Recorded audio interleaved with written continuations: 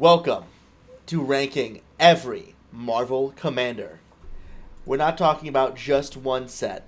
We're talking about every single Marvel Commander released in the Marvel Superheroes Main Set, Commander Product, Jumpstart, Welcome Decks, and Beginner's Box. That is 5 separate products, and we have almost 400 Commanders to talk about today. This is going to be a fun one. All right, let's see here. Let's see, is this working?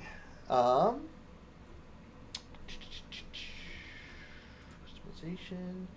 Anyone? Yep. Let's pop chart out. Yep. Run that over there. All right, guys. This is going to be a very long stream today. So, wait. Let's just get straight into it.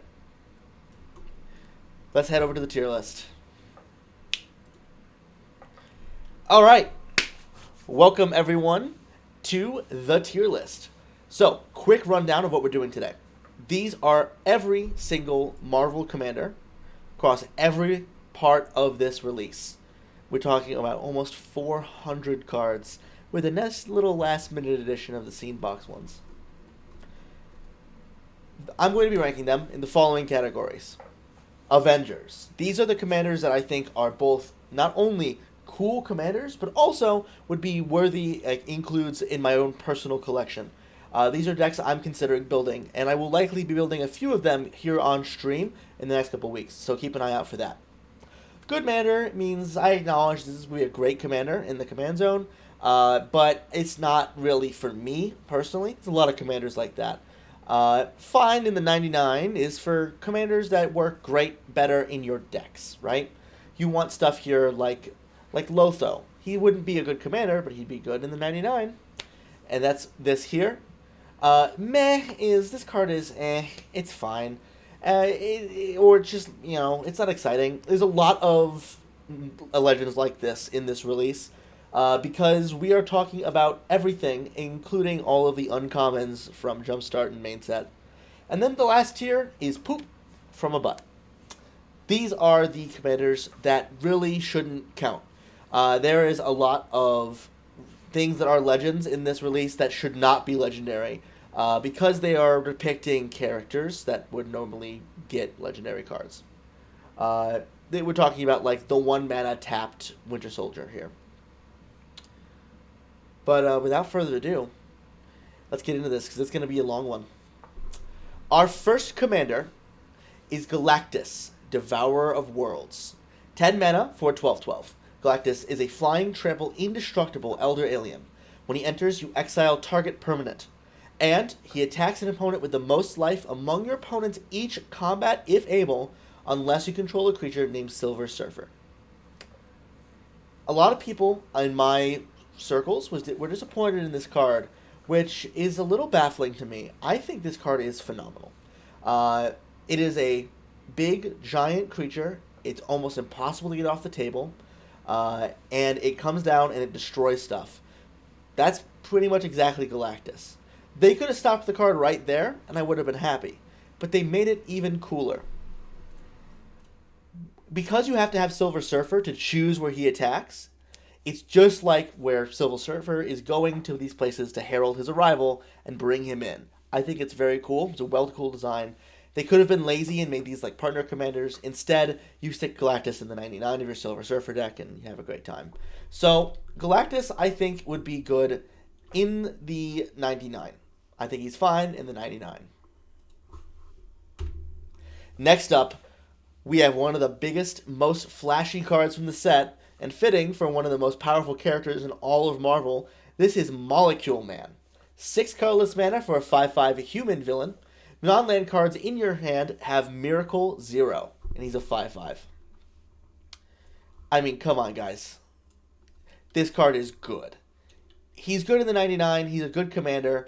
I don't want to personally build him, but a lot of people are going to. This is probably, in my opinion, the new best Eldrazi commander, which is really funny, because Molecule Man destroys the universe, then rebuilds it. because he doesn't realize what controlling every molecule means. It's crazy. So him summoning the Eldrazi Titans makes perfect sense. I think this card's great. It's going to be a good commander. You're going to die to it. The reason I'm not putting it in Avengers is I'm not too excited about another colorless Eldrazi commander. That's just me. Alright, next up, we have Silver Surfer, Galactus' Herald. So, 5 mana for a 4/5, alien hero, 4 and flying. When he enters, you search your library for a card named Galactus, Devourer of Worlds, reveal it, put it in your hand, then shuffle. And when he deals combat damage to a player until the end of your next turn, target creature attacks that player each combat if able.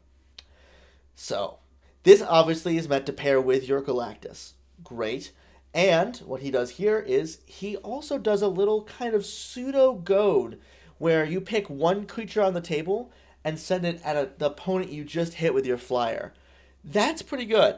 Goad is a little iffy, right? Where you have to you goad the creature, but there's no guarantee that it's going to go where you want it. They could send it at the guy in last place when you want them to pile on to the guy in first, that kind of thing. This commander lets you do that from the command zone, which is pretty cool. Plus, it is a creature that draws a card on ETB, and that card is a giant monster. I like this card a lot. Again, in the 99, I think if you made him the commander and had him fetch out Galactus, that could be fun.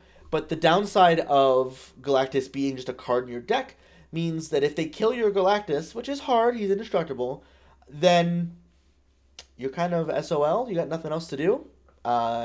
This guy's a pretty weak commander without Galactus coming out to help him. The effect is cool. I think is really cool in the 99, but this is a 2-card pair I'd slot into a deck looking for big creatures, less so than a card I'd put in any deck. Next up, we have Everett K. Ross, Hapless Attaché. He is a 3-mana 1/3 human advisor. Commander creatures you control get +1/+1 and have lifelink. Whenever an opponent attacks you with 2 or more creatures, draw a card. Fantastic in the 99. Commanders need to have lifelink. Giving your commanders lifelink, rather, is so nice of an effect to have in the command zone. Really big fan of this one. I have a few decks I'm going to slot this into right away. Dang, they made Everett Ross a baddie, huh? But anyways, next up, we have Falcon and Redwing. This is 3 mana for a 1/2 flyer, human bird hero. When he deals damage to a player, create that many 1/1 bird tokens with flying, then put a counter on Falcon and Redwing. So, this card is actually really cool. Despite it being a hero card from the heroes deck, the heroes don't really care about this one as much. You don't have to be playing heroes to do cool stuff with this. You pump this thing up with a few white pump spells from draft environments and then hit somebody and make 12 1/1s or whatever. That's pretty good. And if you have no other ways to grow him, he grows himself every turn, making increasingly more bird tokens. So I think this is a really cool commander for mono-white flyers or mono-white birds. Really cool. Like this one a lot, but I'm not quite going to build it myself. Next up, we have Hercules, Olympian Hero. 3 white for a 3/3. When he attacks, put a 1/1 counter on him. He gains indestructible until end of turn. Whenever Hercules is dealt damage for the first time each turn, put that many 1/1 counters on him. He must survive the damage to get the counters. Okay, this one's a bit boring. Creatures that can't die in combat are pretty cool. Preventing damage that's dealt to him is a good effect. It lets him get around to Red's Wraths, as long as you've not have it happen twice. And because it's only once each turn, it does not it does not immediately let you just survive forever by putting any of those pariah effects on him. However, a pariah effect commander is pretty good, and in mono white, giving him indestructible until end of turn means you can pariah this guy, make it so that way they can't hurt you anymore, and you attack with your commander, he gets indestructible, he probably gets chump blocked, and then you wrath and keep your commander. That's a pretty good card, now that I'm kind of breaking it down step by step. So, Hercules, I think, is actually going to go in the good commander section. I think this would be a really powerful mono-white, aggressive, wrath-focused control deck kind of thing. It would be hell to fight, but it would be really powerful, I think. All right, next up we have Queen Mother Ramonda. 3 white white for 3/5 human noble. When she enters, you become the monarch, and as long as you're the monarch, creatures with power 2 or less cannot attack you. So we have a lot of these, like 4 and 5 and 6 mana becoming the monarch creatures on ETB. But this one is pretty notable. 5 mana is a little bit more than some of the other ones, like Aragorn, which is 4 mana, or like Palashale at 4. But becoming the monarch is good. It's card advantage in the command zone repeatably. And this effect, as long as you're the monarch, creatures with power 2 or less can't attack you, that is really good.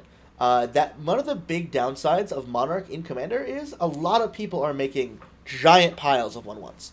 And she basically just goes, yeah, none of those can attack. And you know what? We'll get the 2/1 villain tokens too while we're at it. So really good card. I don't know if she'd be fine. I don't think I'd like her in the command zone as much. There are better options for the monarchy. But if you're playing a monarch deck in white, you definitely want to play her. Especially since she's a human, and that works really well with the Lord of the Rings cards for monarchy. So, fantastic card. Next up, we have Winter Soldier, Reborn Avenger. 4 and a white for a 3/5 human soldier hero. When he attacks, return target creature card with mana value less than or equal to his power from your graveyard to the battlefield. If a hero enters this way, it enters with an additional 1/1 counter on it. So we've had a few of these Sun Titan variations in the last couple years, and this is just another one of them. Like many of them, this one can only trigger on attack, which makes it a lot worse. Getting, however, less than his power is, or less or equal rather, is still decent, right? Like it can Sun Titan for 1 less mana on attack. However, it's for your heroes deck and nothing else. Honestly, even then, I think this one might be a better swap with Sun Titan in that list. I don't know. That commander gives it haste, so it might be good enough. The Council of Reeds. 2 and a blue for a 2/2. It is a human scientist hero. The legend rule does not apply to creatures you control. At the beginning of combat on your turn, if you cast a non-creature spell this turn, create a token that's a copy of Council of Reeds. Okay. Getting rid of the legend rule is a bit annoying. That is a thing that they do way too much, and at this point, what's the point of having the legend rule? Most people are playing these things in Commander anyways. Just design around it not being there and then get rid of it. However, until that happens, any commander that gets rid of the legend rule is worth taking a look at. This is Sakashima, but without partner, but it costs 1 mana less, and it does something cool. If you have a combat, and you cast your spell before it, you get another one. And then the next turn, you'll have 2 reads that will see you cast that spell, which means you go to 4 reads. And on your next turn, you'll go to 8 reads, and then you'll go to 16 reads, and suddenly you've realized what you've built. This is going to be a disgusting commander.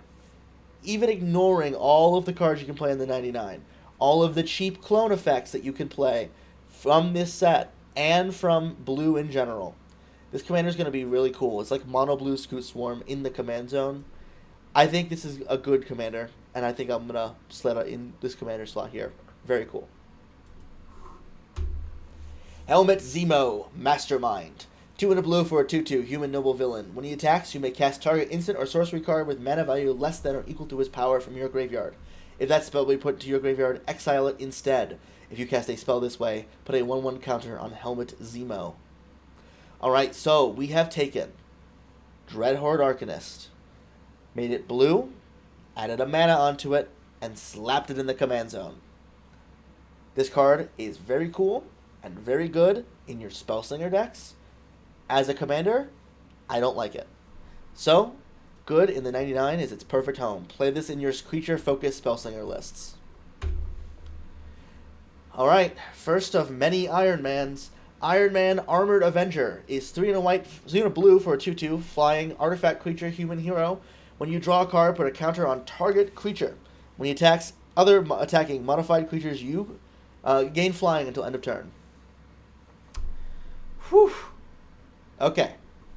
Whenever you draw a card, put a 1/1 counter on target creature is a very, very, very good line of text. Having it on a flying body is very, very good.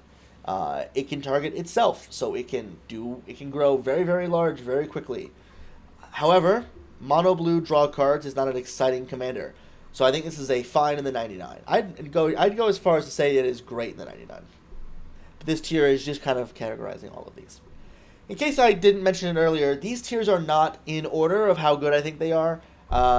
We will probably do that with the top tier here, Avengers, later, but we're not doing it for the whole thing. We got too many cards to get through.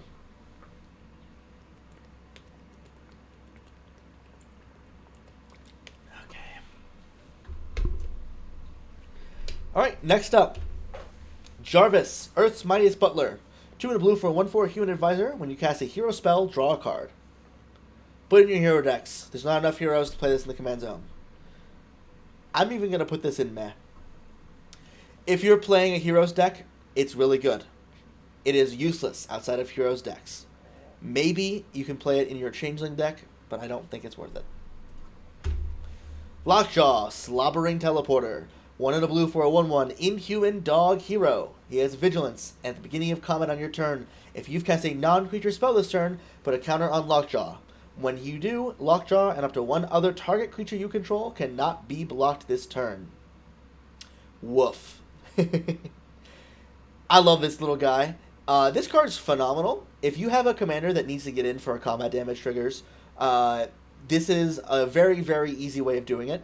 Almost every blue-based deck will have some number of non-creature spells, whether those are just simple cantrips, or artifacts, or signets, or talismans, or simple ramp spells in Simic. This card is very good in the 99. Play him in your decks where you need to get a creature to get in. Very good one. Professor Hulk, 4 blue for a 6/6 legendary creature, Gamma Scientist Hero with Trample. When he deals combat damage to a player, draw that many cards. That's a very good line of text. However, this is a 6-mana 6/6 with only Trample as its evasion. As a commander, it's not going to do very good for you. If you play it in a generic deck, I don't think it will do too good either. However, the deck that it's in is its best home. So, we're going to put it with Jarvis down here in meh. Obviously, if you can haste this thing in, it is very, very good. If you can flash it in, it gets very, very good. If you're playing a deck focused around doing that exact thing of getting your creature's evasion and then letting them get in unblocked, this card's great. But this is not a very fun commander, in my opinion. I think it's very boring. It's another mono-blue card draw commander, but it's less enticing and unique than the Iron Man from Fine in the 99, and that didn't even get a commander. So, on to the next. Valeria Richards, Precocious. 3 in a blue for a 3/3 legendary creature, Human Scientist Hero. Non-creature spells you cast cost 1 less to cast. Whenever you cast your first non-creature spell each turn, draw a card. So, we have this exact card in Foundations as a non-legend, and it costs 5. And it draws off only instants and sorceries, but it draws off of all of them. That card was really, really good in decks I've played it in, but like the Emeritus from the first Strixhaven, it is a hard target to everything. She, I think, would do really, really well in the 99. She could be a good commander, but I think she's just a little bit too restrictive within mono blue, not as exciting. You could probably build a really good blue spells deck around this, but like the best blue spells deck commanders are like Talrind and his daughter Elandra, and I don't think she knocks them out of the rankings for fun. So, Fine 99. If you're playing a spellslinger deck, think about this one as an include. Next up, we have the Wasp, Winsome Avenger. 1 in a blue for a 2/1 human hero, flash flying. When she enters, target hero gains hexproof until end of turn. When she attacks, tap target creature defending player controls. Meh. She's okay in the heroes deck, kind of. Tapping one creature is not very good for a creature in Commander. You're going to have more than one blocker, and if they don't, you're probably going to get it anyways. Flash makes this a lot more enticing, but, you know, not too exciting. If this was a fairy, it'd be a great include in the fairy decks, but I think this is pretty meh. So, before you're questioning about this one, don't forget, legendary artifact vehicles are allowed to be commanders. There's a more notable one coming up in a little bit that I'm excited about. This is Damocles Base, Sword of Kang. 4 and a black for a 5/5 vehicle, flying, death touch. When it deals combat damage to a player, that player faces a villainous choice. That player may sacrifice a non-token creature of their choice, or they lose 2 life and you draw 2 cards. So, vehicle commanders are very weird. They're very cool, but very weird. This is a very expensive vehicle at 5 mana, but it's got some good keywords. Flying and Death Touch on a 5/5 body is really nice, especially in mono black. You don't get that very often for flying. And crew 3 is a little high on the crew cost. A pilot token can do it, but like you have to play a real creature to crew this thing. So overall, I think this is a fine in the 99 inclusion, but it does some good stuff for you. If you're playing an artifact deck or vehicles, like I would include this in Necrons. I think that would be a cool Necron upgrade. We gotta circle back on that commander with all these Marvel cards. It got a lot of cards from this set for some reason. The Frightful Four. 4 mana for a 4/4 villain, menace. Whenever an opponent casts their first non-creature spell each turn, that player loses life equal to the mana value. So, the villains deck went out of its way to include arch enemies of the other commanders in the cycle. The Frightful Four is obviously an inversion of the Fantastic Four. I did not know that Medusa and Sandman were on the same team at any point in the comics. And I don't know the other two characters. This must be old. But ignoring all the flavor, a 4 mana creature that says your opponent's first non-creature spell makes them lose life with that mana value, that's a lot of life total pressure. That is going to get them to lose a ton of life if they're a Spellslinger deck. If they're not, it's okay. But this is a meta-dependent call. I think if you're playing Group Slug and you know you have a lot of non-creature stuff going on in your pods, put this one in. It's a good one. Next up is Ironmonger, Sadistic Tycoon.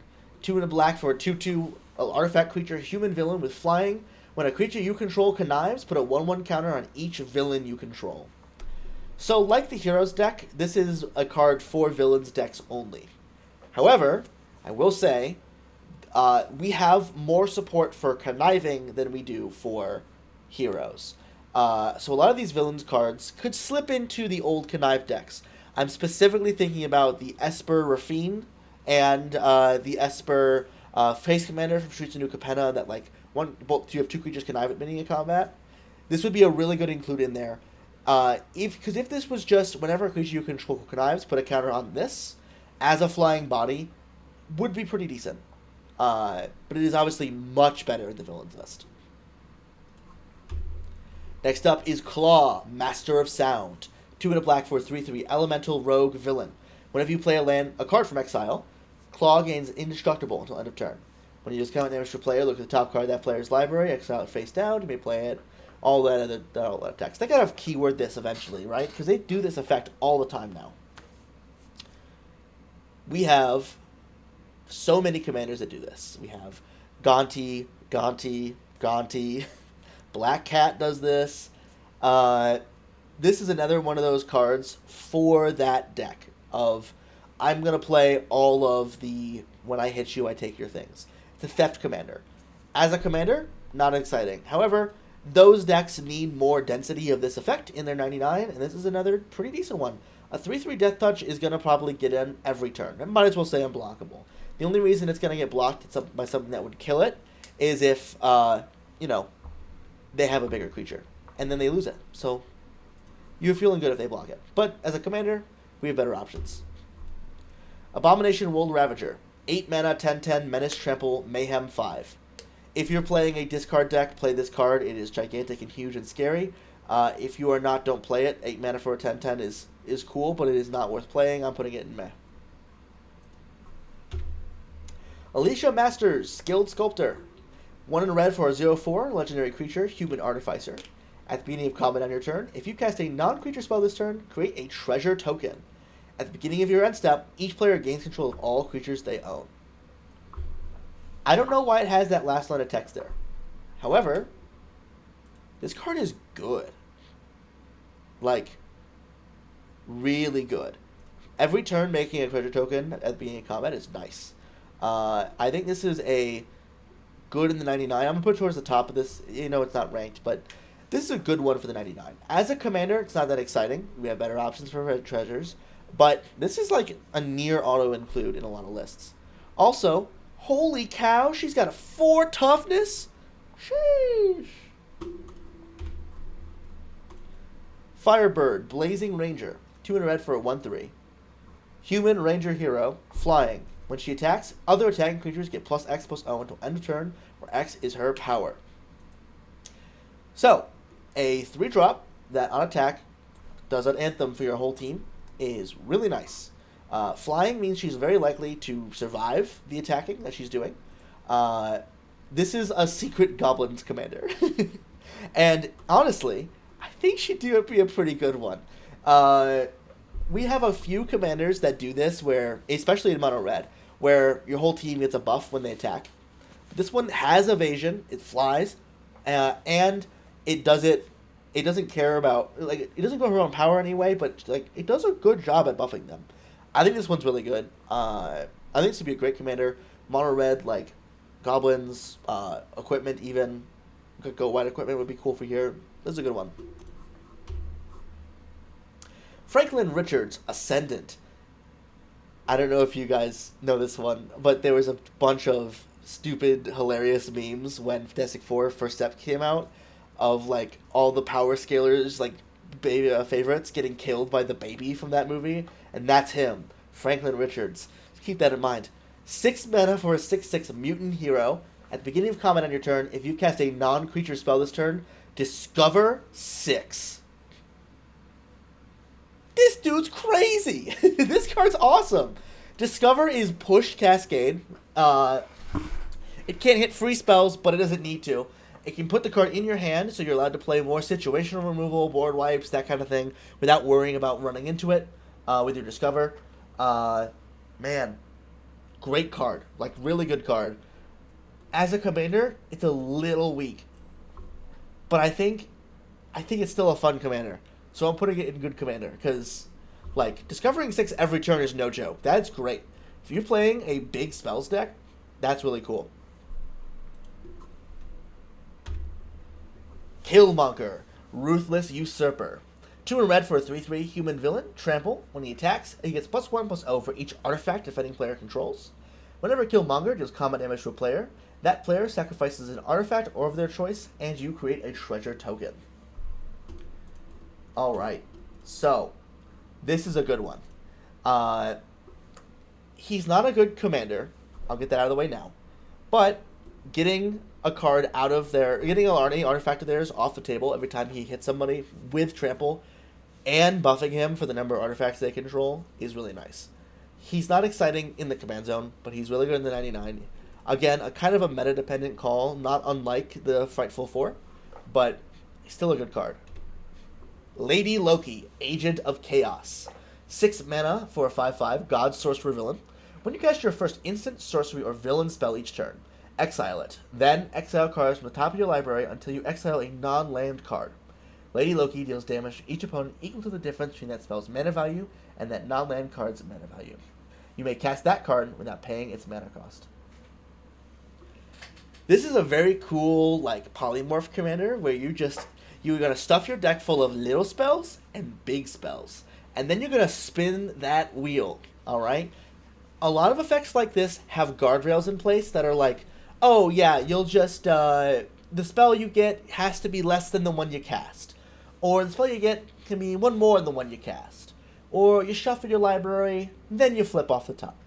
This has no such protections. If you have a scroll rack, you can put whatever you want on top of your library, cast your 1-drop red spell, and flip into this giant monster. This is a really cool, low power, but cool, chaos, like self-chaos deck. I think it's a good commander. Not quite one I would enjoy playing myself, but holy cow, this is going to make some really exciting commander games on camera. Living Laser. 4 in a red for a 4/4 elemental villain with haste. When he attacks, for each card you've discarded this turn, create a token that's a copy of Living Laser, except the token is not legendary. The tokens enter tapped and attacking. Exile the tokens at the beginning of the next end step. Okay. This is actually really, really good in your discard decks. If you discard your hand and draw 7 cards, and then you attack with this guy and you've discarded like 7 cards, that's a lot of bodies. That's a lot of them.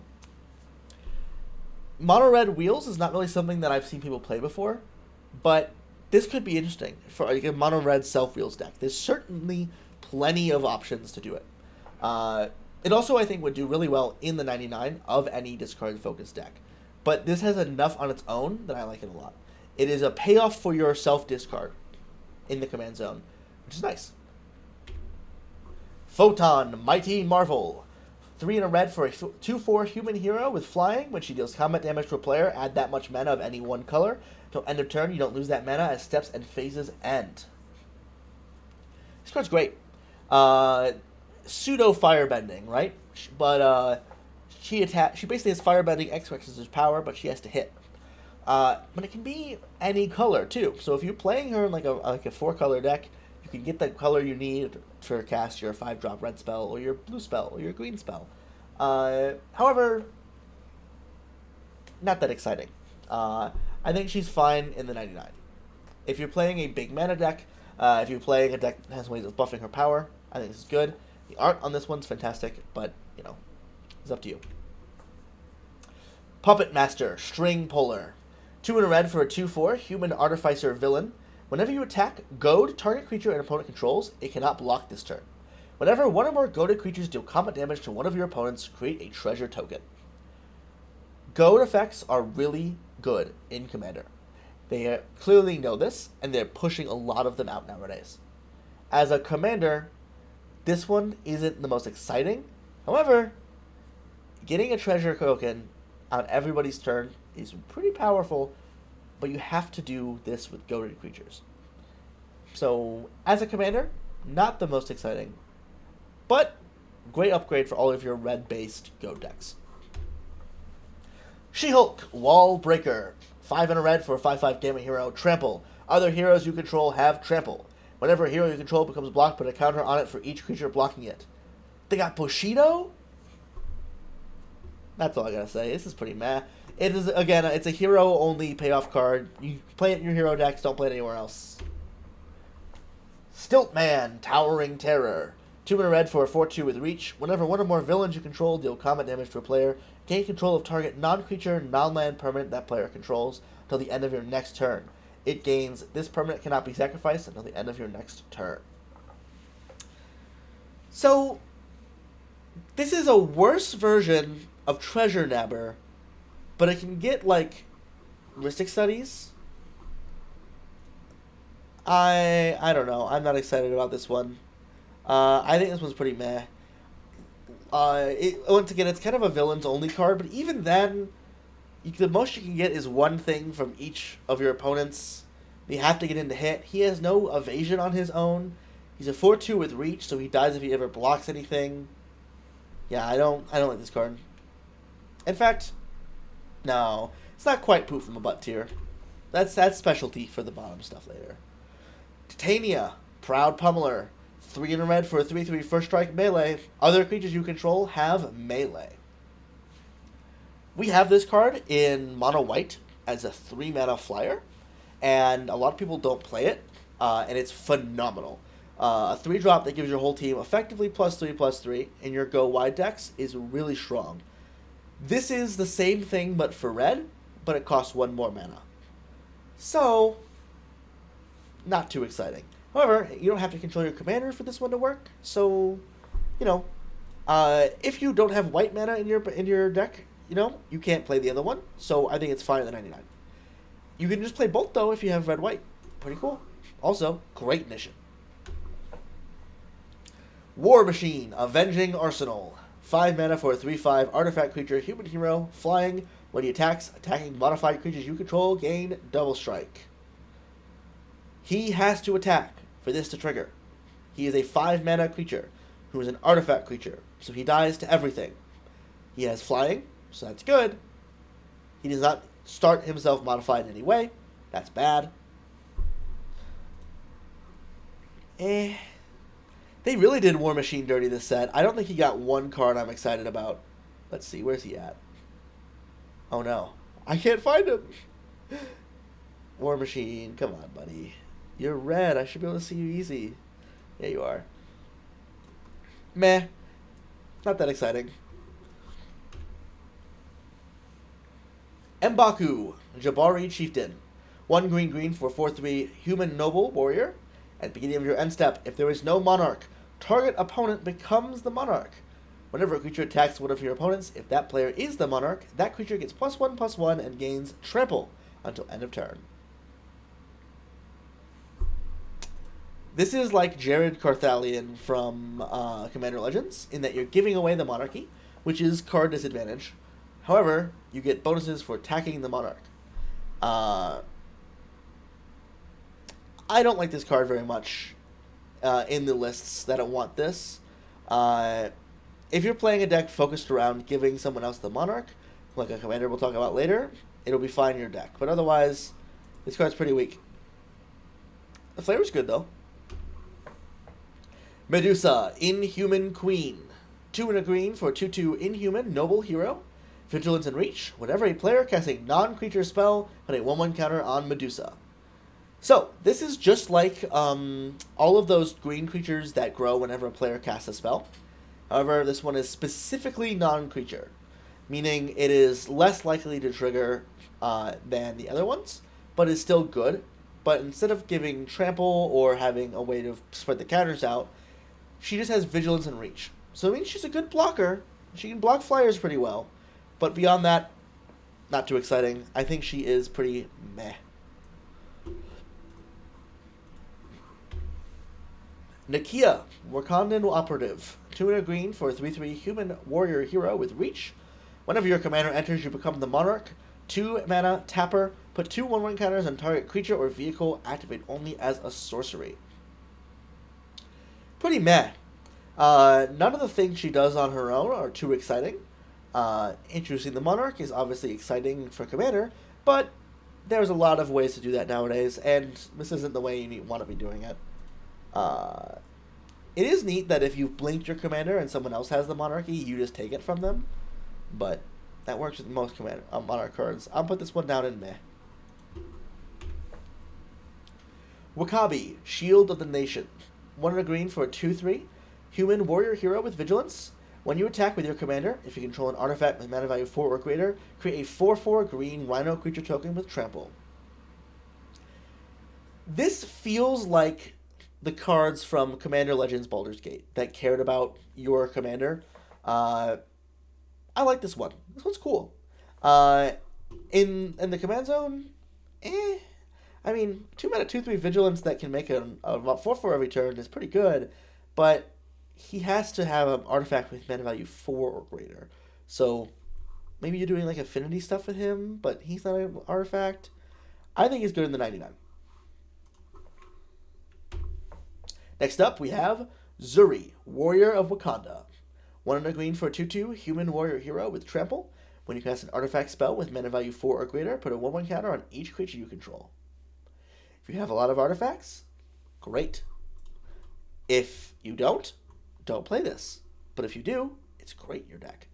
I'll put this one right at the bottom of the 99.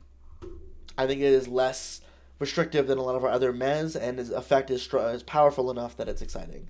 Giving himself trample as well means he does a good job of getting in. It's good. Alright, here's one I'm finally excited for. Ant-Man, Elusive Avenger, 1 blue-red for a 1/2 Human Rogue Hero. Ant-Man cannot be blocked by creatures with greater power.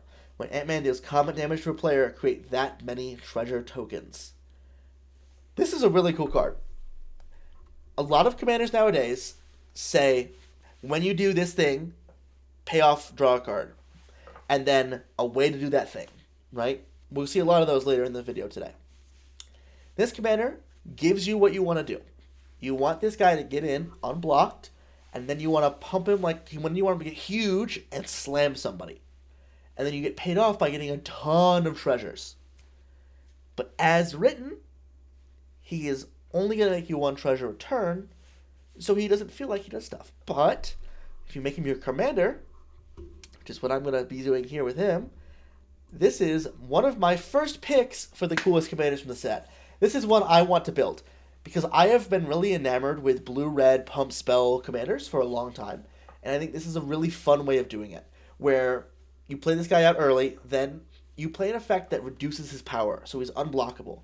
Any of the -1/-0s will do it. Usually there's like 1 mana do that, draw a card, and a bunch of limited environments. Then you get in with him. He's not blocked. Oh, you can't block him? Great. Pump, pump, pump, pump. And suddenly, he gets huge and slams into your opponent. And then he gets a bunch of money. It's Scott Lang getting in, robbing you blind with his Ant-Man powers, and then paying you off with a giant pile of treasures. Very cool. I like this one a lot. I'm super excited to build this deck. Plus, I think it's going to be really fun. Putting fire breathing on this guy is going to be really cool. Bast, Panther Goddess. 2 green, white for a 4/4 cat god. Reach, trample, indestructible. Bast cannot attack or block unless you control 3 or more creatures, so it's an Amonkhet god. Whenever you attack, target attacking creature gets +X till end of turn, where X is the number of creatures you control. Hoo boy! This is a really cool card. The Amonkhet gods are really cool commanders, and this is no exception to that rule. Go wide green-white is always fun. Giving you an indestructible payoff like the Purphoros lists get is really nice. I like this one a lot. Very cool. Not quite a commander I'm going to build, but I think it's going to do a lot of work. And it's not super Marvel themed, so people will like it. Black Bolt, Inhuman King. 2 white blue for a 3/3 Inhuman Noble Hero with flying. When you cast a non-creature spell, Black Bolt gets +2/+2 until end of turn. Whenever he becomes the target of a spell or ability an opponent controls, destroy target non-land permanent that player controls. Whew. This is a better prowess. So it's a 4-mana 3/3 flyer with double prowess that if they try and kill it, you blow something up of theirs in return. They still could kill it, but, you know, it's pretty nice.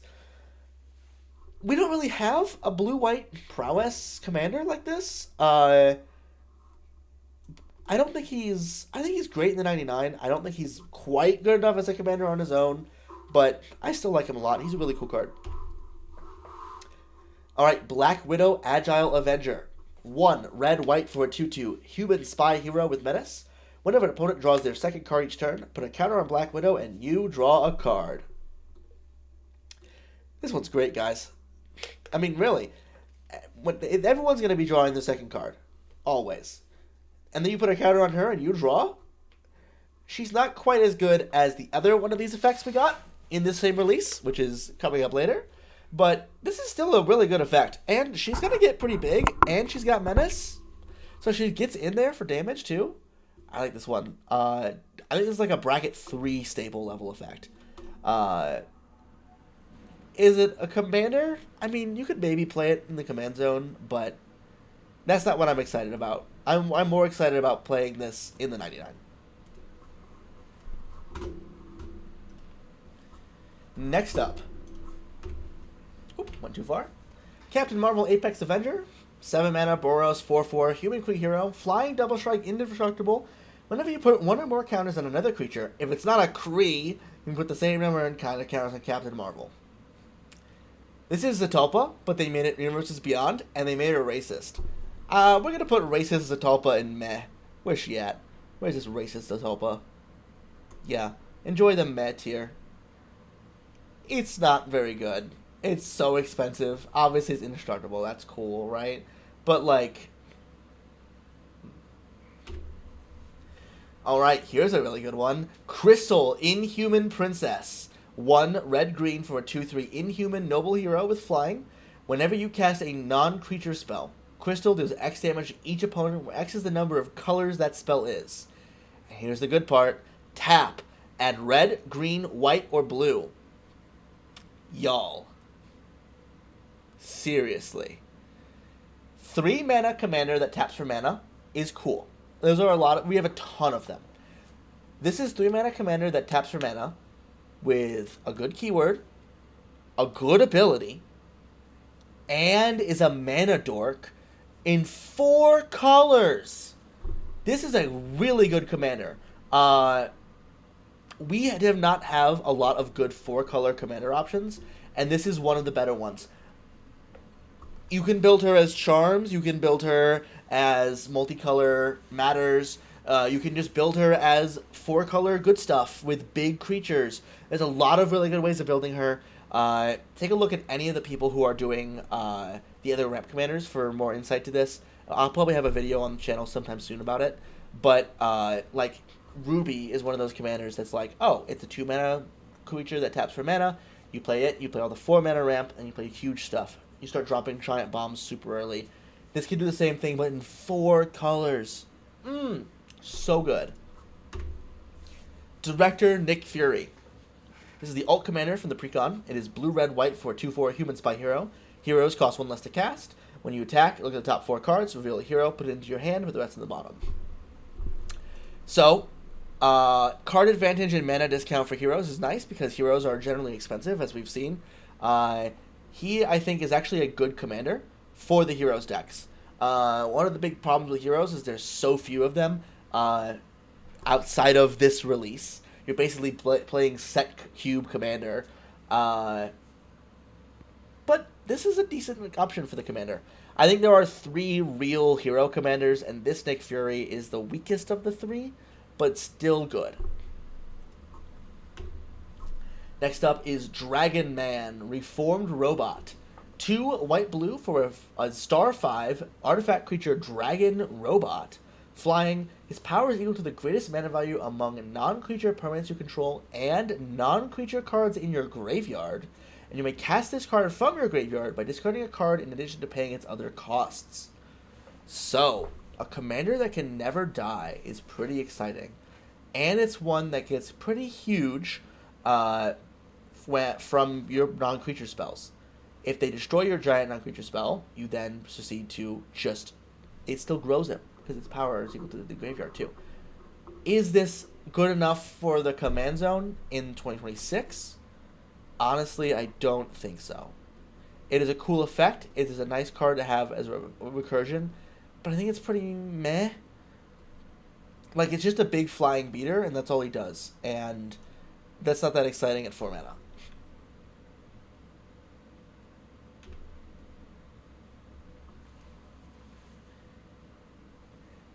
Thank you for the comment, Jasmine. I'm also pretty middle on the set. We'll get to that towards the end. But thank you for stopping by. Hope you enjoy the stream. Next up, we have Hawkeye, Avenging Archer. 2 blue-red for a 3/4 human archer hero with reach. Whenever a creature an opponent controls dies, if Hawkeye dealt damage to them this turn, draw a card, and tap, deal 1 damage to any target. Nice. These cards are really cool. The Timmy Pingers are really nice commanders. A really cool card in Commander. Kirsten Starn was the previous best commander for them because it makes them into bolts instead of just pings. This wants you to keep doing pings and stuff, and Kirsten Starn will do great in his deck.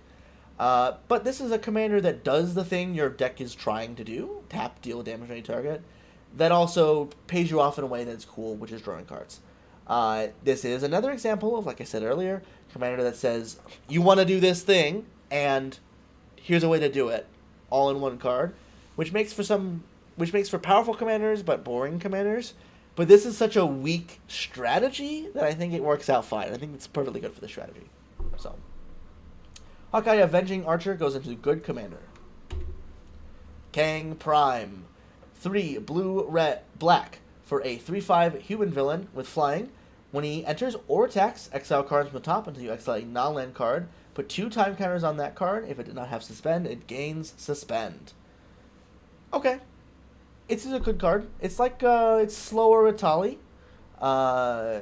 It obviously it takes 2 turns when you get those things. You can take counters off to do faster. It's going to do really good with all the time travel stuff from Doctor Who. But I think it's pretty... I'm torn. He's either going to be good alone, and I think he's a fine commander on his own. He's not that exciting, but he does... Blue-black suspend is kind of a new theme.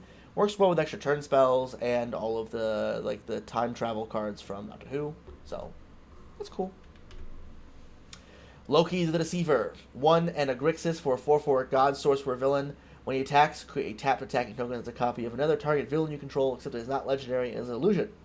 Second at the beginning of the next end step. Whenever 1 or more villains you control deal combat damage to a player, draw a card. So, this is not the face commander of the villains deck, which is strange, because he is so much better than Doctor Who, than Doctor Doom. This is a phenomenal commander for your villains, making copies of them that are not legendary, is really good. There's a lot of villains that have really powerful ETBs, that have really powerful attack triggers. You get both of those things, right?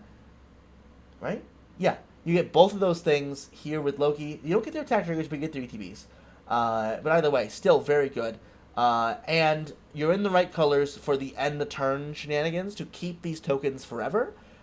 You also can play the Master in this deck, which lets you not have to sacrifice creature tokens. A lot of good effects in here. I like this one a lot. If you are playing a villains deck, this should be your commander. Full stop. Namor, Atlantean King. 1 white blue for a 2/2 mutant merfolk noble with flying. When you cast a non-creature spell, make a merfolk. And when he attacks a player who has more life than you, other creatures you control attacking that player get +2/+0 until end of turn. Namor is so close to being a commander I want to build, because this is such a cool strategy. Remember how I mentioned Talrend earlier? This is blue-white Talrend. You don't make evasive creatures, you make 1/1s, but he costs some mana less, you get another color of mana, and he's a good attacker on his own, plus, you get a huge bonus to your attacking creatures whenever you attack somebody with more life than you. So you might want to do some like pay life shenanigans to keep him alive. But just the line of text, cast a non-creature spell, make a token, is so powerful in blue decks. And this is a 3-mana command. You know what? No, I'm bumping up to Avengers. I like this card a lot. The more I talk about it, the more excited he makes me. And he makes Merfolk, so he works all your Merfolk cards? Yeah, this is a good one. This is a really good card. Immediately one of the best Merfolk commanders. And the Marvel flavoring is just subtle enough that I think this could be a permanent staple, I think. Okoye, Mighty and Adored. 2 green white for a 3/3 legendary creature, human warrior hero. When she enters, you become the monarch. At the beginning of combat on your turn, put a counter on target attacking creature. Whenever that creature attacks the monarch this turn, it gains double strike and trample until end of turn. Okay. If you've ever played a commander game where the monarch is involved, you know how it happens. You become the monarch. Someone immediately then says, hey, can I hit you with a 1/1 so I can take the monarch from you? With Okoye, you could be like, if you hit me, I am going to hit you with a +1/+1 double striking trample creature next turn. Are you sure you want to hit me just to take the monarch? And they're going to probably decide against it. Perfect synergy. Like, so good for the monarch decks. Really good card in general. I mean, the creatures that at beginning of combat put a counter on something are good on their own. And she gives you the monarchy. And she does this perfect flavor of, look, I'm not going to hit you unless you come for the king. If you come for the king, you must not miss. Great. Very good card. Play it in all your monarch decks. Not quite a commander I'd be excited to play, but it's close. I think it's really good in the 99. Next up, another addition to our new pile of 4-color commanders. We have Power Pack. 1 red, green, white, blue for a 4/4 human hero. Flying, Vigilance, Trample, Haste. Whenever it deals combat damage to a player, exile target instant sorcery card from your graveyard at random. At the beginning of your next upkeep, you may cast that card without paying its mana cost. If that spell would be paid to your graveyard, exile instead. So, this is like 4-color Atraxa? It's like 4-color Atraxa with a pile of keywords. They're all good ones. Flying, Vigilance, Trample, Haste is really good. It is a 5-drop. It's a 5-mana 4/4. And then you just get one of your instant sorceries out of your graveyard. You don't get it immediately. You get it the next turn. That's still pretty good, though. 4-color commanders are so hard to get, and now getting such a huge amount of them is probably means I'm overestimating this. But anytime we get a new 4-color commander, I'm excited about it. So I'm going to put it in good commander. But that's a lot of text for a 5-drop. That's a lot of text. Quicksilver, Speedster, 5-mana 3/4 Flash, Double Strike, Haste. As long as he is tapped, we cast spells as though they had Flash. Cool. It is 1 more mana than the 4-mana Flash creature that we have that does this. He doesn't do it when he comes in. He does it when you attack after you've attacked with him. A 3/4 Double Strike is going to be able to get in, so not a big deal. And I'm not excited about this one. I think this is a worse version of an effect we already have plenty of. We have better commanders that can do this. Not in blue-red, but that really doesn't matter. Red Ghost, Intangible Genius. 4 mana, 2/3, Ward 2, he cannot be blocked. You draw your second card on turn. Make a 3/3 ape villain creature token with haste. To me, my super apes! Y'all, this card is so funny. Is it good? It's fine. As a commander, I think it's pretty weak. But drawing a second card each turn, make a 3/3 is like pretty good. It's pretty easy to do that in blue-red. We have the most draw effects in these colors. But okay, like there's a lot of commanders for the draw card strategy, and this one is not exciting. So this one's exciting. Scarlet Witch, Chaotic Avenger. 2 blue-red for 3/3, mutant warlock hero with flying. When she deals combat damage to a player, look at the top 2 cards of your library, then exile them face down. Then, you may cast a hero or non-creature spell from among the cards exiled with her without paying its mana cost. So, I want you to make sure you understand this. She hits, you take the top 2 of your library, you look at them, put them face down, and then you choose one of them to cast. The other one stays in exile. So if you get 2 good hits on the first one, you choose one of them to cast now, but the other one stays there. And if you hit with her again, you can cast the other one from the first one. She's just building a new secret hand on top of your own hand. So it's like she's drawing cards, but she's not. Those cards go away when she leaves the battlefield. Keep that in mind. But I like this commander a lot. I think this is the best Scarlet Witch. And it's so close to being a commander I want to build. Not quite. I definitely want to include her in some decks, though. Some non-creature spell decks. It's pretty cool. Shang-Chi and the Ten Rings. 1 white blue for 2/2 human warrior hero. First strike. When you draw a card, put a counter on him. It's here again. When the 10th counter is put on him, draw 5 cards and gain 5 life. That's a lot of cards. You have to draw 10 cards once he hits the battlefield. And then your reward is drawing 5 more cards. Meh? There's some shenanigans with like taking the counters off and putting them back on. There's a Resourceful Defense, which is a 5 mana activated ability on a 3 mana enchantment. So 8 mana to do it the first time, but 3 and then 5. And it's move any counters from one permanent to another. So you pay 5 and move all the counters off of him. And then you pay 5 more and put them all back on him, and you draw 5 cards and gain 5 life. You know, that's pretty cool, but whatever, right? Nothing too crazy.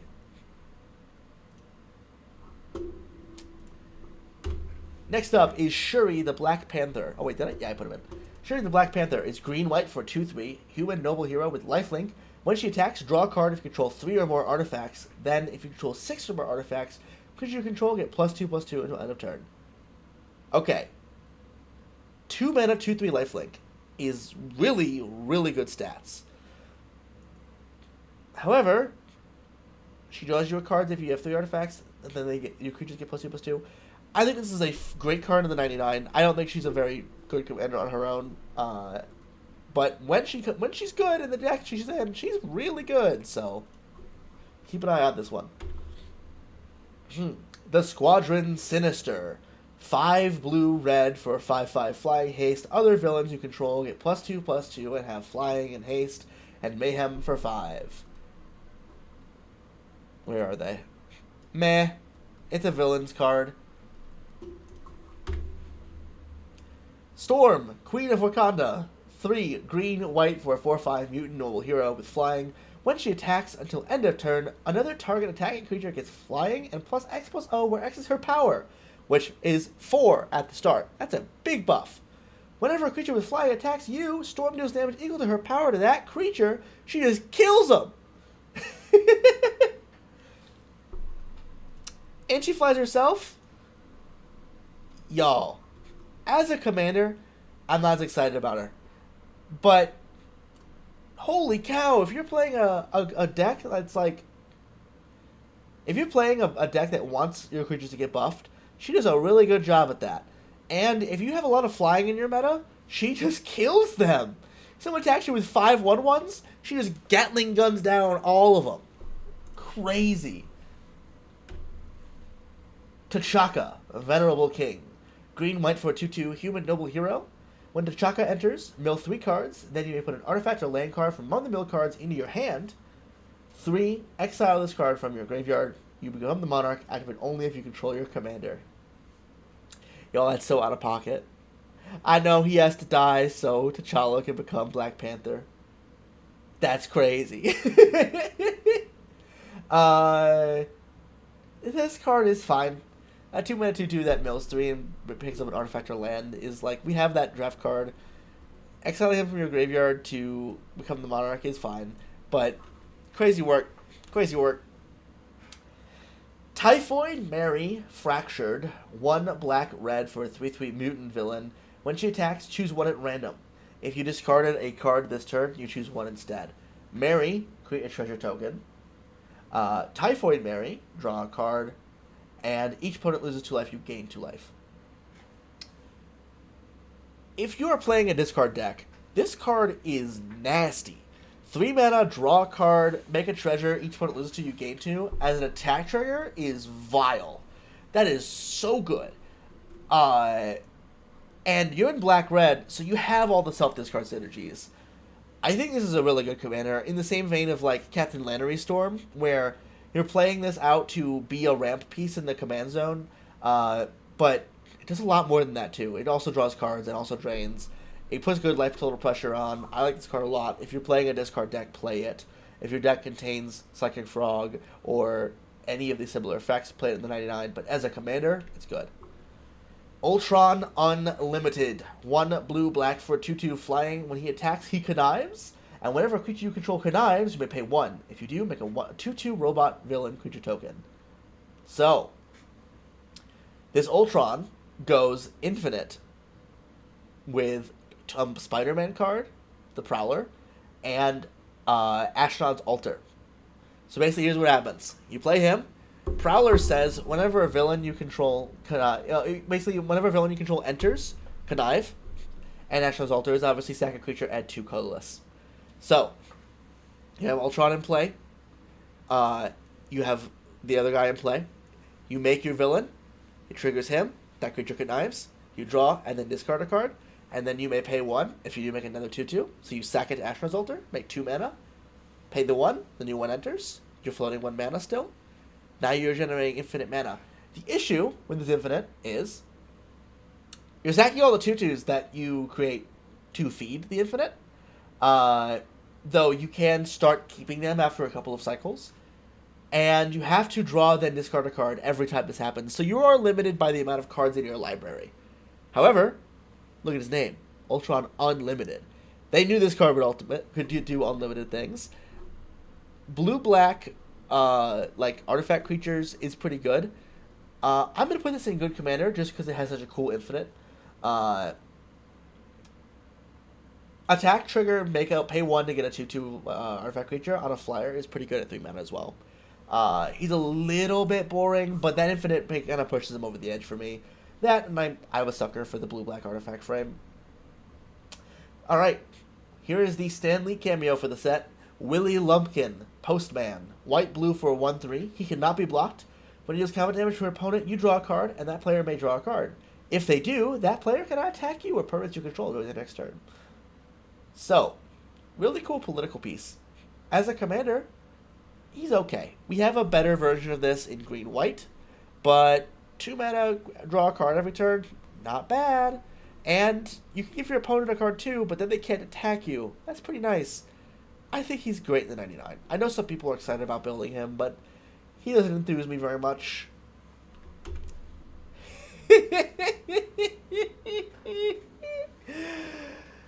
The Fantasticar. 3 mana for a legendary artifact vehicle. 4/4 flying. When you cast a non-creature spell, you may have it become an artifact creature until end of turn. When you cast your 4th each turn, you may sack it. If you do, create 4 4/4s with flying and haste. Guys, this could be your commander. It's a vehicle. It's a legendary artifact vehicle that can become a creature. Oh my god. All right, so if you guys know this one from Vintage,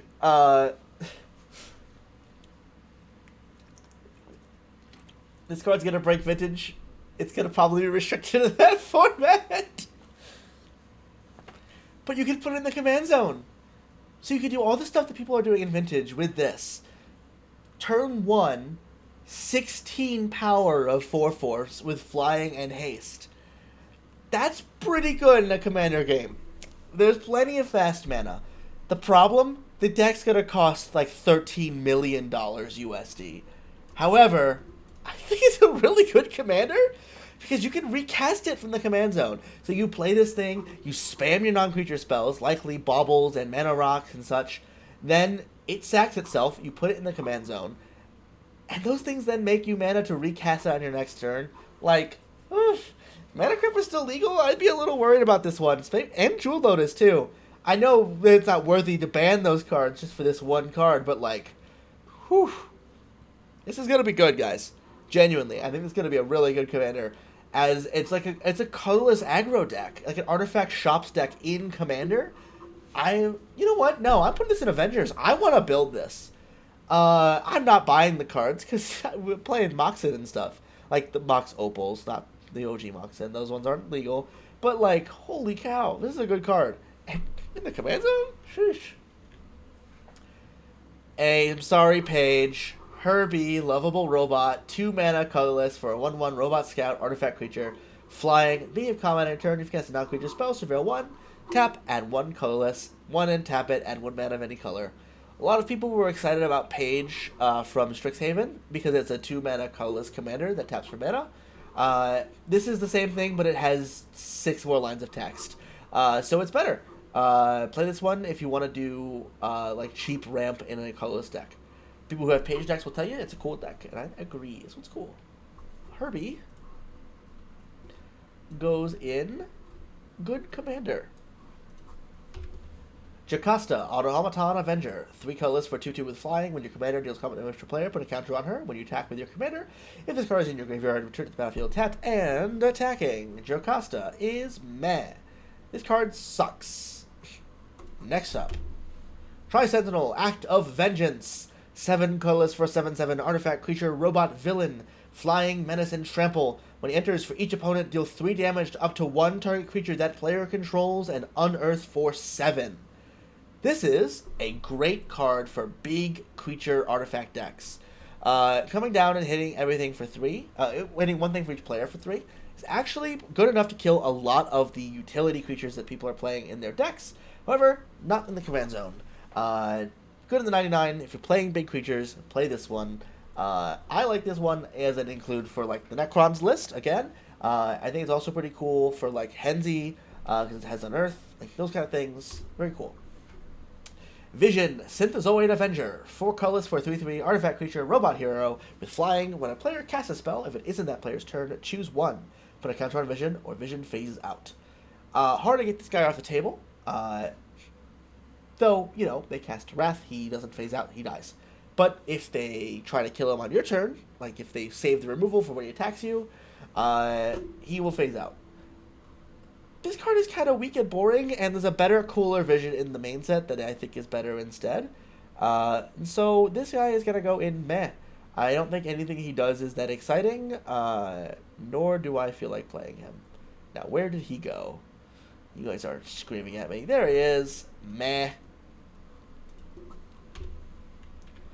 Hawkeye, Clint Barton, 4 mana 3/5, human archer hero with vigilance.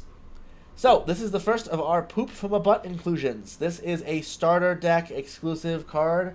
This is in the starter decks to teach people how to play Magic. This does not count as a real commander. It's legal in the format. You're allowed to play it. No one's going to. Mockingbird, 4 mana 3/3, human hero. When she is dealt damage, put a counter on her. Poop from a butt. Peggy Carter, Secret Agent, 2 mana, human spy hero, 2/1. When a creature you control attacks alone, it gains indestructible until end of turn. This is actually meh. If you're playing a commander that wants to, like a Voltron commander, this is actually a pretty good card for your deck. 2 mana indestructible on attack is not bad. It could definitely be worse, and it's going to be cheap, so that's cool. Blue Marvel, Adam Brashear, 3 blue for 3/5, human scientist hero with flying, reward 2. When you draw your second card, put a counter on him. We have so many cards that do this. This is poop from a butt. Graviton, 2 and a blue for a 3/3 human villain. When you draw your second card each turn, choose one. Target creature gains flying or tap target creature. This is a limited card. Poop from a butt. Boomerang, Blade Flinger. 2 mana, 1/3 human villain. When he attacks, he deals 1 damage to each opponent and you gain 1 life. If you gain life equal to the damage he dealt this way, he might be interesting. Instead, he is poop from a butt. Madame Hydra, Reanimated. 3 and a black for 2/2 human horror villain with menace. She gets +1/+1 for each creature card in your graveyard, and when she enters or attacks you, mill 2 cards. This card is actually pretty decent. It's good in the 99. If you're playing, there's like a 5 mana creature, there's the same thing. But she also mills you on enters or attacks, so she fills your graveyard pretty well. Obviously, not a good commander. Alright, next up. Minotaur, Roxanne CEO. 4 black for a 4/4. Whenever he or another non-token creature you control dies, make a 2/1 with menace. So, this is actually pretty good in the 99. Sacking a creature and getting a 2/1 is pretty good. If it could do tokens, it would obviously be insane, because it would go infinite, but, you know, I like this as an include a lot in Aristocrat-style decks. 6 mana is a little expensive, but if you're playing lower power, it's not the worst, and they're 2/1, so it's pretty cool. Ultimo, Civilization's End. 6 mana, 6/5, menace, artifact creature, robot villain. When he enters, each opponent sacks a creature of their choice, and 3 mana, discard this card, each opponent sacks a creature of their choice. I think this card's actually a really cool include for graveyard-focused decks. Discarding a creature to get this in the graveyard and making your opponent sack a creature is actually pretty decent of an effect. Uncounterable, sack each creature is pretty cool. Reanimate him later, decent. Happy Hogan, Dauntless Driver, 1 red mana for a 2/1. The Immortal Weapons. 4 and a red for a 4/4 human warrior. When they enter, return instant sorcery card from your graveyard to your hand. When you cast a non-creature spell, target creature gets +2/+0 and gains menace until end of turn. Creatures that can enter and pick up instant sorceries from your graveyard are always going to be worth noting. That makes for tons of really good infinite combos with Ephemerate and Time Walk, or in the Commander's case, Ephemerate and Time Warp, and other extra turn spells. Can't do it in the command zone because we're in mono red, but pretty good effect there. And on top of it, non-creature spell +2/+0 and menace is pretty good for a Spellslinger deck. So if you are playing a Spellslinger deck that's trying to do the Eternal Witness combos, not in green, this is worth noting of a card, but otherwise not that exciting. Quicksilver, 3 mana 3/2 haste. This is Jumpstart Bulk. Poop from my butt. She-Hulk, Jennifer Walters, 3 and a red for 4/4 with trample. 3 mana, sack a land, draw a card, and put a counter on her. So sacking a land is an effect that's really cool, but, you know, she's pretty weak. I'm not too excited. 4 mana to play her, and then 3 mana to sack a land to get those triggers. For those decks that care about sacking lands, is a lot of mana investment for very little payoff. Wiccan, Young Avenger, 4 mana, 3/3, mutant warlock hero. When you cast a non-creature spell, exile a top card of your library to your next end step. You may play that card. This draws a lot of cards, but they go away the turn you play them. Honestly, I think this could be a good commander.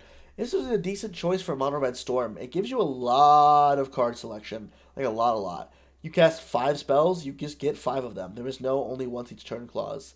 So that's going to give you a lot of cards very quickly. This is a pretty good Storm Commander. The Fabulous Frogman is a 3 mana 3/3 with reach. He is somehow a human. I think he's a man in that suit. Jumpstart Bulk. On to the next. Moon Boy, Dino Rider. 1 and a green for a 2/2 ape human. Dinosaur spells you cast cost 1 less to cast, and when he attacks, when you control a dinosaur, Moon Boy gets +1/+1 until end of turn. So dinosaurs finally get their addition as the 2-drop creature that's not in our creature type that makes our creatures cost less. You might play this one. I won't. Atlas, Sizable Stooge is 2 hybrid Golgari for a 5/4 human villain reach. When he attacks or blocks, you gain 1 life for each creature you control with power 4 or greater. Bulk. Moon. Oh, wait, we went the wrong way. Braun, Amadeus Cho. 1 in a hybrid Simic for a 1/1. When he enters, draw a card. Power up 5 mana, put a counter on him, and for each card in your hand. 2-drop creature that draws a card is actually always going to be kind of decent. We don't have that many of those, but we're getting a new one every set nowadays. So, maybe we'll have too many of them to play soon. But until then, this is worth noting for your creature decks that want to just spam cheap creatures that draw cards. Then, if you are playing one of those decks, you pay 5 to make him huge. That's pretty good. Gert and Old Lace Runaways. 2 in a hybrid, red-green, 4/3 trample. When it enters, you may discard a card. If you do, search your library for a basic land card, reveal it, and put it into your hand. If it's just put the card in your hand, it'd be interesting for dinosaur decks, but since you have to discard, it's pretty weak and bad. Next, Iron Lad, 3 mana, 2/2. Flying, non-creature spells you cast cost 1 less to cast. Having that effect in the command zone is decent. However, plenty of better and cooler ways to do it, including from the same set. This is Poof of a Butt. Patriot, Iron Avenger, 2 in a hybrid red-white, 3/2, prowess. As long as Patriot's equipped, other creatures you control get +1/+0. Poof of a Butt. It's Jumpstart Bulk. Stature, Young Avenger, 2 mana, 2/2 with reach. When you cast a non-creature spell, she is a 4/4. This is Jumpstart Bulk. You're going to be hearing that a lot from me in this section, whereas we're entering the end of MSC here. War Machines, James Rhodes, 3 in a hybrid blue-white for 3/2 with flying. When he attacks, tap up to 1 target creature. Jumpstart Bulk. Where is he at? Get out of here. War Machine got done so dirty, he got no really good cards. Victor Mancha, Runaway, 5 colorless for a 4/4 human hero. He's an artifact creature. When it enters, exile target card from your graveyard and you may play it for as long as you control Victor. Remember that thing I said about being able to loop Time Warp and Ephemerate and stuff? He doesn't do the Ephemerate loops, but he does all of the other ones, and he's colorless, so it's worth pointing out. Plus, he's an artifact, and he's a human. He could do some cool stuff in decks, but not super exciting. The Amazing Spider Girl, 5 mana, 5/4, web slinging for 3, flying vigilance. I don't know why she's so huge, but she's gigantic. She's pretty big. That's why she's meh. A 3 mana, 5/4 flyer with vigilance is actually pretty good. I wouldn't play it as a commander, but I'd play it in the 99 of a flying deck. Black Panther, Most Dangerous. I beg to differ. 2 and a white for a 3/3 human warrior hero. When he is dealt damage, he deals that much damage to any other target. And power up for 7. Put 2 1/1 counters on him. Other creatures you control get +2/+2 until end of turn. This card is fine. We are in the dregs, folks. Don't worry. The main set is coming after 200 more cards. This Black Panther is fine. I think he's actually pretty decent in your hero decks. He's better than some of the ones that they're already playing in there, but really he's only good in heroes. He doesn't prevent that damage, so he's not a very good pariah commander. He will just die. Speaking of things that just die, Bucky Barnes' Eager Ally is 1 and a white for a 2/2 with vigilance. When Bucky Barnes dies, look at the top 4 cards of your library. You may reveal an equipment, hero, or soldier card, and put them into your hand. The rest in the bottom of your library in a random order. Yes, sir, Cap, I won't let you down. Buddy, you're dying in 0.2 seconds. Also, didn't Magic have a rule about putting real guns and weapons on the card? Those are just actual World War II soldiers. That's crazy. Anyways, Bucky Barnes, you are Jumpstart Bulk. Boot from a butt. Captain America, Liberator, 3 white for 5/5. Human soldier hero. When he enters, you search the library for an equipment card with mana value 3 or less, put it onto the battlefield, and then shuffle. When he attacks, each equipment attached to it make a 1/1 soldier creature token. So, this Captain America is actually pretty good. This is a good commander. We already have a mono white commander that puts equipment into play for free, whether it gets you equipment from your library, that being Cloud. However, that one is more focused on playing your cheap commander on 2, and you get your sword of whatever, and then you attack them. You then equip it to Cloud, and you double triggers. This is a go wide equipment commander that is in mono white that puts the equipment into play immediately from your library. So that's pretty good. If this was Boros and this could be a Sunforger deck, this would be awesome. But since it's mono white, it's okay. I think it's a good commander. I think you will have fun with it. I think it's a nice lower powered version of the Jeskai Captain America. Captain America Skybound, 3 white white for 3/5 human soldier hero with flying and vigilance.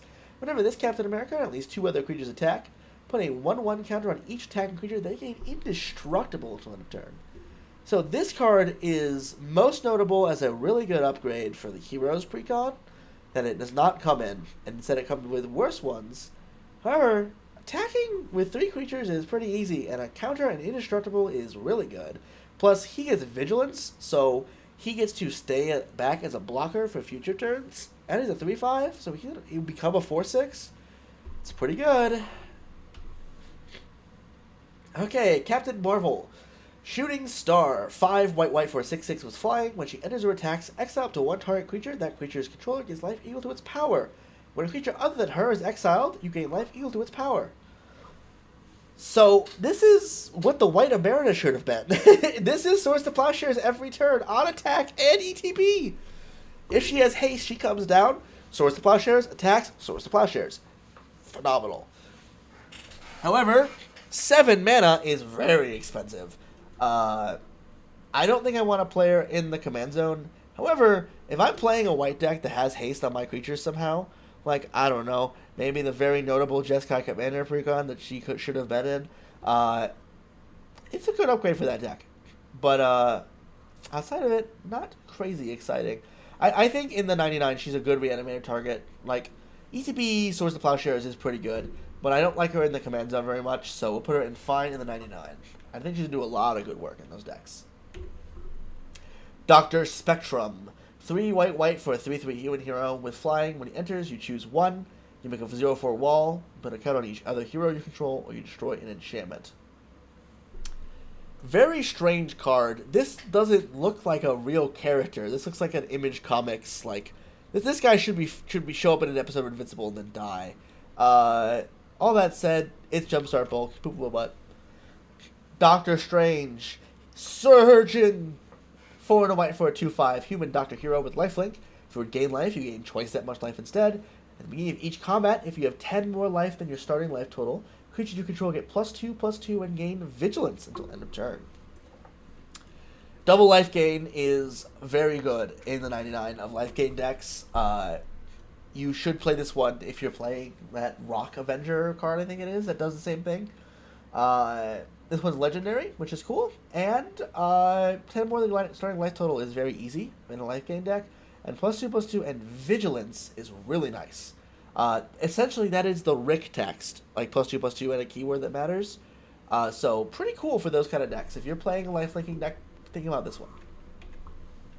Donald Blake, Guise of Thor. 2 mana, 1/3 human doctor with lifelink. And then if you pay 6 mana, you put 2 counters on him and he equals a flying god. Jumpstart Bulk. Falcon, Joaquin Torres. 2 and a white for a 2/2 with flying and lifelink. When he and at least 2 other creatures attack, put a counter on him and scry 1. This is a cheaper but weaker version of the 5 mana Captain America. Cool.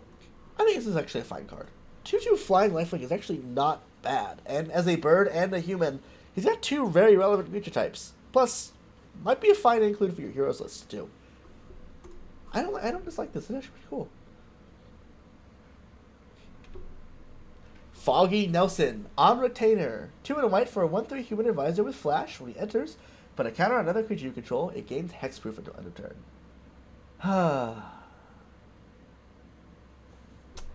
Jumpstart Bulk. I will put him in my Daredevil deck though. General Thunderbolt Ross. 1 mana, 1/1. Human soldier with first strike. Whenever he and at least 2 other creatures attack, attacking creatures get +1 to +0 until end of turn. Okay, 1 mana commanders are nothing to scoff at. 1 mana go wide commander, also nothing to scoff at. I think this is secretly a really good mono white Death and Taxes commander. Having a 1 mana commander is so huge, but you are mono white. And right behind him there, that's the United States military with M-Force. So, can't have guns on magic cards, right, guys? Hawkeye, Bowslinger, 2 and a white for 3/3. Human archer hero with reach and vigilance. Whenever you cast a spell that targets a creature, put a counter on Hawkeye and Scry 1. Hawkeye got one good card already, so why would he get a second one? This card is bad. The Howling Commandos, 2 mana for a 3/1, no text except for an activated ability for 5 mana. Creatures get +1/+1 until end of turn. Soldiers gain Vigilance. This card sucks. More World War II soldiers are magic cards with wheel guns as well. Just, I'm going to stop pointing it out now, but, no excuse anymore. Hyperion, Supreme Hero. 4 white for a 7/7 Eternal Hero with Flash and Flying. If a source would deal damage to you or a hero you control, prevent all but one of that damage. Nice. This is really good. It doesn't prevent all damage you take, but it might as well. This is a good in the 99 card. If you're playing that Angel that makes so you can't lose the game, this is very similar. Same mana value. Worse creature types, but still good. And Flash Flying 7/7 is nothing to scoff at. Don't put him in the command zone, but it's going to be a terror in bracket 2. Matt Murdock, Justice Seeker. 1 and a white for a 2/2 human advisor hero. At the beginning of combat on your turn, you may pay 1. If you do, put a 1/1 counter on target creature you control. And each creature you control with a counter on it has ward 1. This is cool. I so desperately wish this was just another copy of the 2 mana creature that puts a counter at the beginning of combat. Having to pay a mana makes it worse, but he comes with more text of giving your creatures with counters ward 1. That is a good card in 99 if you're +1/+1 counter decks. I'll even put it up here. That's a good one. That's a really good one. Don't play him as your commander. It's kind of meh. But in the 99 of a counters deck, sheesh. Nick Fury, Spy Master, 5 mana, 4/4, human spy hero with first strike. When a creature you control attacks alone, draw a card. Then you may put a creature with mana value 3 or less from your hand onto the battlefield. It enters tapped and attacking and gains indestructible until end of turn. This is similar to Winota, Joiner of Forces, but it only triggers once. It does not make them indestructible till your next turn. It doesn't care about creature types, only mana value 3 or less, and it's worse. If you wanted to build lower power mono white like Coco Commander, this is a fine choice. But fine is kind of stretching it. 2 mana, 2/1, flying, enters. Target creature gets +1/+1 until end of turn. Poop from a butt, jumpstart bulk. Photon, Lady of Light. 4 mana, 3/3 flyer. When she attacks, exile up to one other target creature you control, then return that card to the battlefield under its owner's control. We have a cooler version of this at 3 mana in the same set. However, 4 mana blink something every turn is actually the going rate for that. So that's worth mentioning. She's a cool card. I don't think she's terrible. She's not the most exciting, however. Wonder Woman. Sorry. Zarda, the Power Princess? 3 and a white for a 2/4 human warrior hero. Flying. Other heroes you control have Exalted. Okay, so this is going in the meh tier. It's another one of the Hero Matters cards. They're trying this attacks alone thing again. And no payoff is better, I think, than Exalted. If you have like 13 heroes that care about the big attacking alone, and then you attack alone with Exalted, whew, that's a lot of power. But it's 4 mana. Happy Hogan Bodyguard is a 6 mana 3/3 with Vigilance. When it enters, the owner of target creature puts it at top or bottom of their library. Why does he cost 6 mana? Okay. That's crazy. Immortus, Master of Eternity, is 2 blue for a 2/2. A human hero villain. Tap, add blue for each card you've drawn this turn. Spend this mana only to cast non-creature spells. Power up for 7 mana. Each player shuffles their hand and graveyard into their library, then draws 7 cards. Put a 1/1 counter on Immortus. Alright. Drawing a card for adding a mana for each card you've drawn this turn is really powerful. We have this at 5 mana as a partner with Kaidel. This is mono blue, so you can play it in more decks. It's a human, just like she is, so that's good. They're good with each other. He's a hero and a villain for either of those decks if you're playing those as your theme.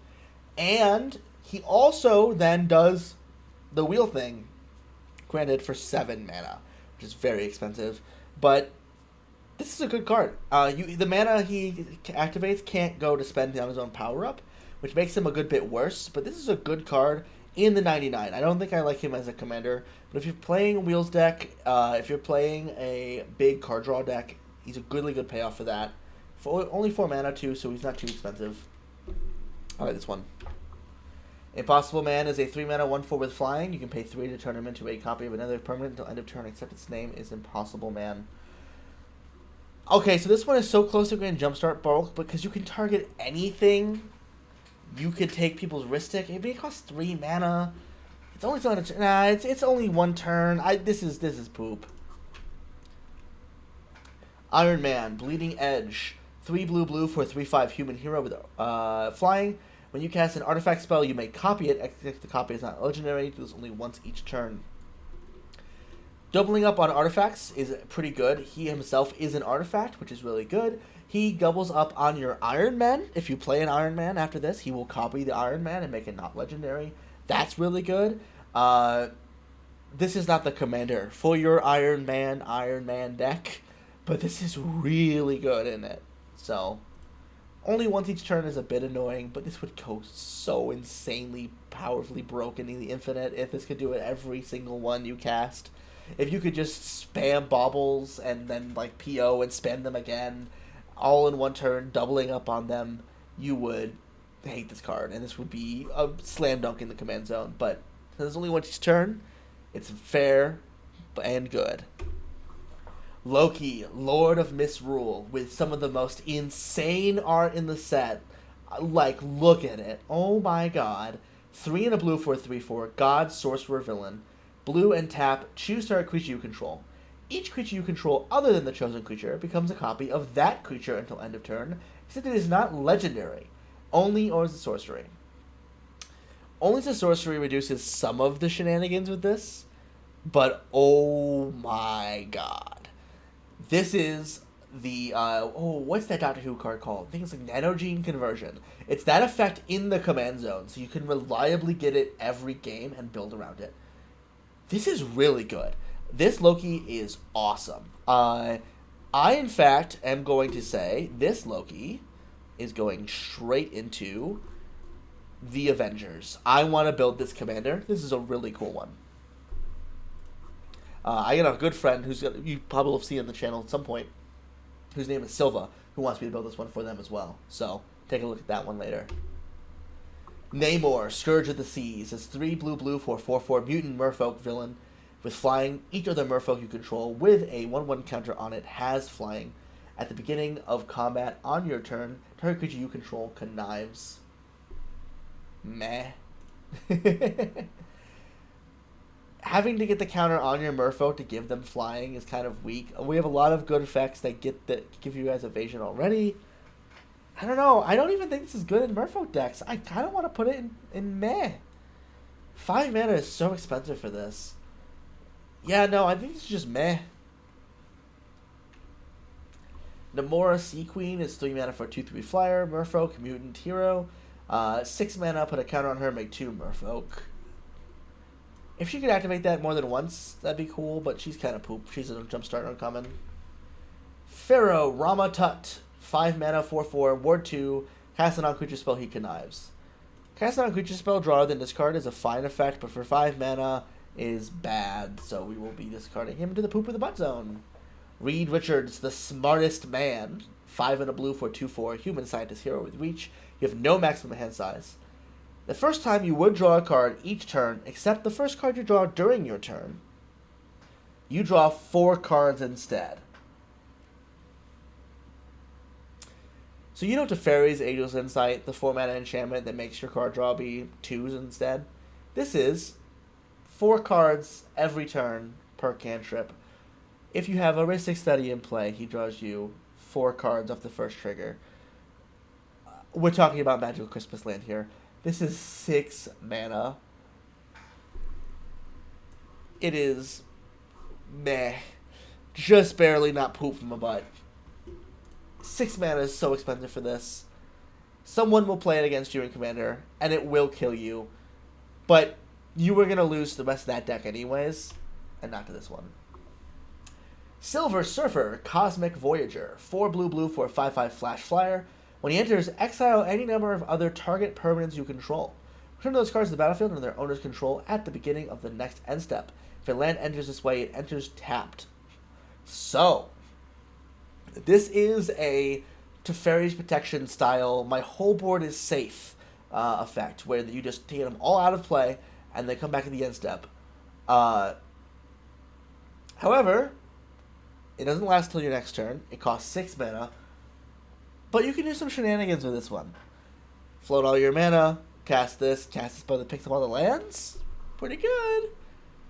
I think this one is a fine card. We're going to stick him in fine in the 99. If you can afford to hold up 6 mana to keep your whole board safe, then he's good. Some decks can do it, most decks cannot. Victor Timely, Wily Tycoon. 5 mana, 3/4. Human Artificer Villain. Whenever he enters, you may cast artifact, instant, or sorcery, mana value 4 less from your graveyard without paying its mana cost, and exile it. Shades of Snapcaster Mage. But bad. Vision Spectral Synthezoid. 6 blue. That's 8 mana, for those of you counting at home. Artifact Creature. 2/5 Robot Hero. Flying.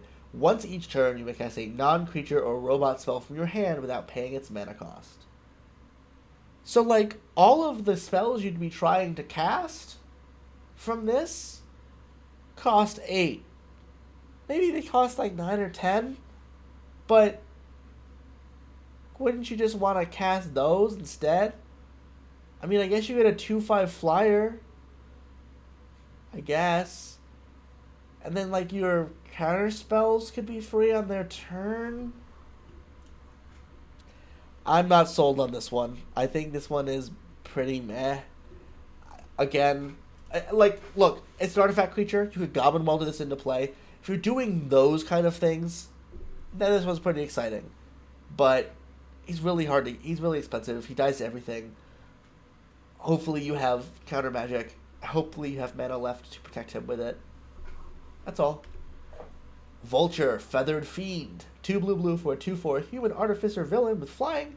Whenever one or more creatures you control with flying deal combat damage to a player, put a counter on each of them and draw a card. Right down here we're going to grab Vulture. I don't know how this Spider-Man card got a good commander in the Marvel set, but it's here. Mono Blue Skies is a really cool deck. The way that those decks works in older formats is you're playing cheap evasive flyers that you put a curiosity effect onto, so you draw a card when they hit. He does that from the command zone, letting you focus the deck more on flyers and interaction. And so you can build a cool mono blue tempo commander deck with this in the command zone. He draws you 3 cards on each of your turns, basically, because you're going to have a flyer get out on everybody. That's really good. This is a really cool commander. Just shy of me wanting to build it myself. I already built a Mono Blue Skies deck. I liked it, got rid of it. But this would be a really good replacement for mine.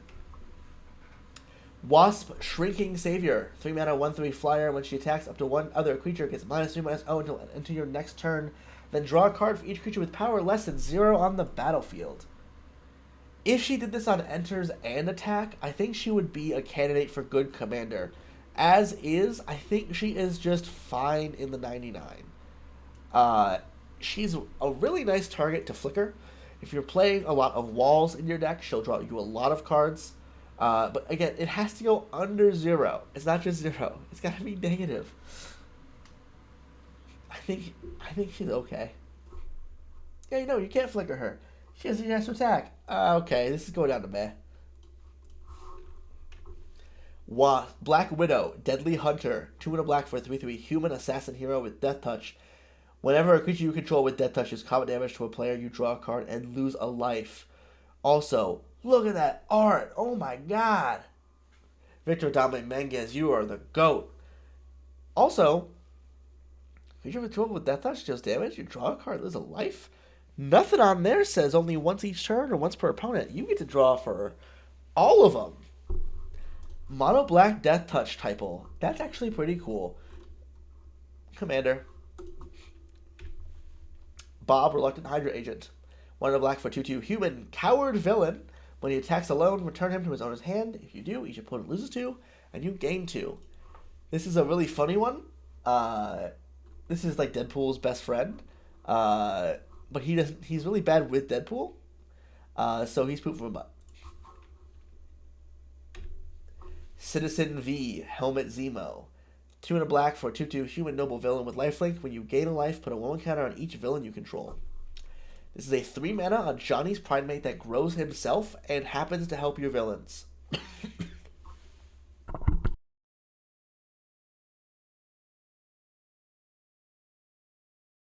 Excuse me.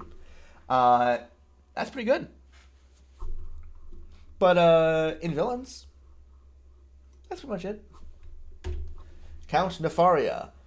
7 mana, cost 2 less if you sack a permanent, flying 6/6. We're back to Jumpstart Bulk. We were in such cool cards there for just a little while. What's the count look like? There he is. Jumpstart Bulk, poop from a butt. Doctor Doom Unrivaled. 2 black for a 4/4 human sorcerer villain. Lifelink. Tap, draw a card, and lose a life. Then, if your library has no cards in it, you win the game. Y'all, this commander is good. Demonic Consultation combo is already one of the best things you can be doing in Commander. It's running over every deck in CEDH. Every deck in CEDH is killing you by using the same card advantage of Rhystic Study to then set this up and do it. Having the Thoracle effect in the command zone is really good. However, he has to tap to do it. And if they can make you draw a card in response, you do lose. So there are downsides to it. But this is a crazy turbo commander. I think if you are playing this deck with a giant pile of rituals and fast mana and ways to give your creature haste on turn 1 or 2, you can pretty reliably mulligan down to like 5 or 6 cards and still turn 1 Doctor Doom win. However, outside of the highest power, I don't think he's going to be very liked. If you are just playing this as a 4 mana 4/4 with lifelink that draws a card every turn, I think he's just a fine commander. But that's not what you're going to do. Even if you're not playing all the fast mana and the rituals, you're still going to play him with all of the Thoracle Consultation effects. So he's kind of stuck in bracket 4 and higher. But that doesn't mean he's bad. In fact, he's too good for lower brackets because of that. So keep an eye on this one. I'm excited to see how this actually performs for CEDH. Fixer, Techno Terror. 2 mana 2/1, tap, pay 2 life, draw a card, activate only if an artifact entered on your control this turn. This card is so close to being good. If it didn't have to be, if it was just draw a card the first time an artifact enters as a 2-drop, that would be good. If he was an artifact himself, I'd like it a lot more. We're just going to move on. Green Goblin, back for more. 3 black for a 4/4, Goblin, human, villain. Flying and menace. At the beginning of combat on your turn, you may discard a card. If you do, each opponent discards a card, and mayhem for 5. So, this is a bad card, but not a terrible card.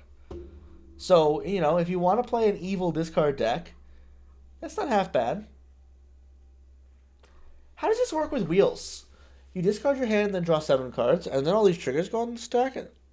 Oh, no. He doesn't trigger whenever you discard a card. They don't work with wheels at all, really, besides the fact they make you discard your card. So, getting a card from each of your opponents each turn is fine if you're playing a discard deck, but, like, we have better ways of doing it. It doesn't have to make it a combat. 4/4 Flying Menace is fine. I think he's meh. Oh. Hammerhead, Magia Boss. 1 and a black for 2/1 human rogue villain. Sack another creature or artifact, put a counter on him. This is exactly the creature that does this from a previous set. If this was standard legal, this would be cool, but it's not standard legal. However, 2 mana, unconditional sack outlet that does not care about only on your own turn, that can also hit artifacts and grows bigger, is pretty good. Carrion Feeder in the command zone is nothing to scoff at. And he's 2 mana. Mono Black Aristocrats have tons of commanders. I think he was going to go in more 99s than he will in command zones, but he's still a good one. Kingpin, Wilson Fisk. This is a card that I think is going under the radar. 3 and a black for 3/6. 3/6 for 4 mana. Human villain. Menace. Whenever you sacrifice Kingpin or another creature, create 2 treasure tokens. Triggers once each turn. So, if you're a sacrifice deck, this is better Pitiless Plunderer, kind of. So Pitiless Plunderer wants you to sacrifice, it wants things to die under your control, and then you make treasures for it. This wants you to sacrifice things specifically, and then he gives you 2 mana back. So if they kill your creatures, you don't get the treasures. One of the big things with Plunderer is you play them, and then someone wraths, and you just get a bunch of treasures for your big board to make you rebuild better than everyone else. He doesn't do that, and he only triggers once each turn, but 2 treasure tokens is a lot. I'm really excited to put him in the Mardu Treasure Commander that makes your treasures into creatures. Because you go to combat and then sack it and trigger Fisk, and you make 2 treasures. And you can do that on everyone's combats. It's pretty cool. But this card I think is actually a really good card for sacrifice decks. You just gotta work a little bit more than Plunderer, which makes me like it more. Mach 1, Swooping Scoundrel, is 1 and a black for a 1/3 with flying. When he enters, and whenever you gain life, Surveil 1 triggers only once each turn. Oh, I was so excited for a minute there. Womp womp. Poof my butt. Radioactive Man. Oh boy, we got a He-Man commercial. 5 mana for a 3/5 human scientist villain with Death Touch. When he hits a player, they lose half their life, rounded up. This card is bad and terrible, and sucks and costs too much mana, and it's going to kill me when Jeremy plays it against me in our local commander pods. People who are playing these kind of effects already know that these cards are decent in Commander. 5 mana is more than we usually have to pay for it, but Legendary is cool, I guess. I'm just gonna move past this one. I think it's meh. It's not poof in the butt. Losing half your life is pretty good. Titanium Man is a 4 mana 3/4 with when he attacks, you choose 1 flying or deal damage to any target. This is Jumpstart Bulk. Ultron the Annihilator. 3 black for a 3/4 robot villain legendary creature artifact. Flying. When he enters or attacks, make a 2/2 robot villain creature token. Whenever another artifact is put into your graveyard from the battlefield, or an artifact card is put into your graveyard from anywhere other than the battlefield, each opponent loses 1 life. This is really good. He does not trigger off treasures being sacked, which is why he's worded this way. But if you are milling artifact cards, if you just put this guy in the command zone of your Necrons deck, he's going to wipe the board with everyone. This card is phenomenal. Where'd he go? As a commander, honestly, I think he's pretty good. He immediately shoots up to being one of our best mono black artifact creature commanders. And it also does a really good job in the 99. But I think this is a really good commander.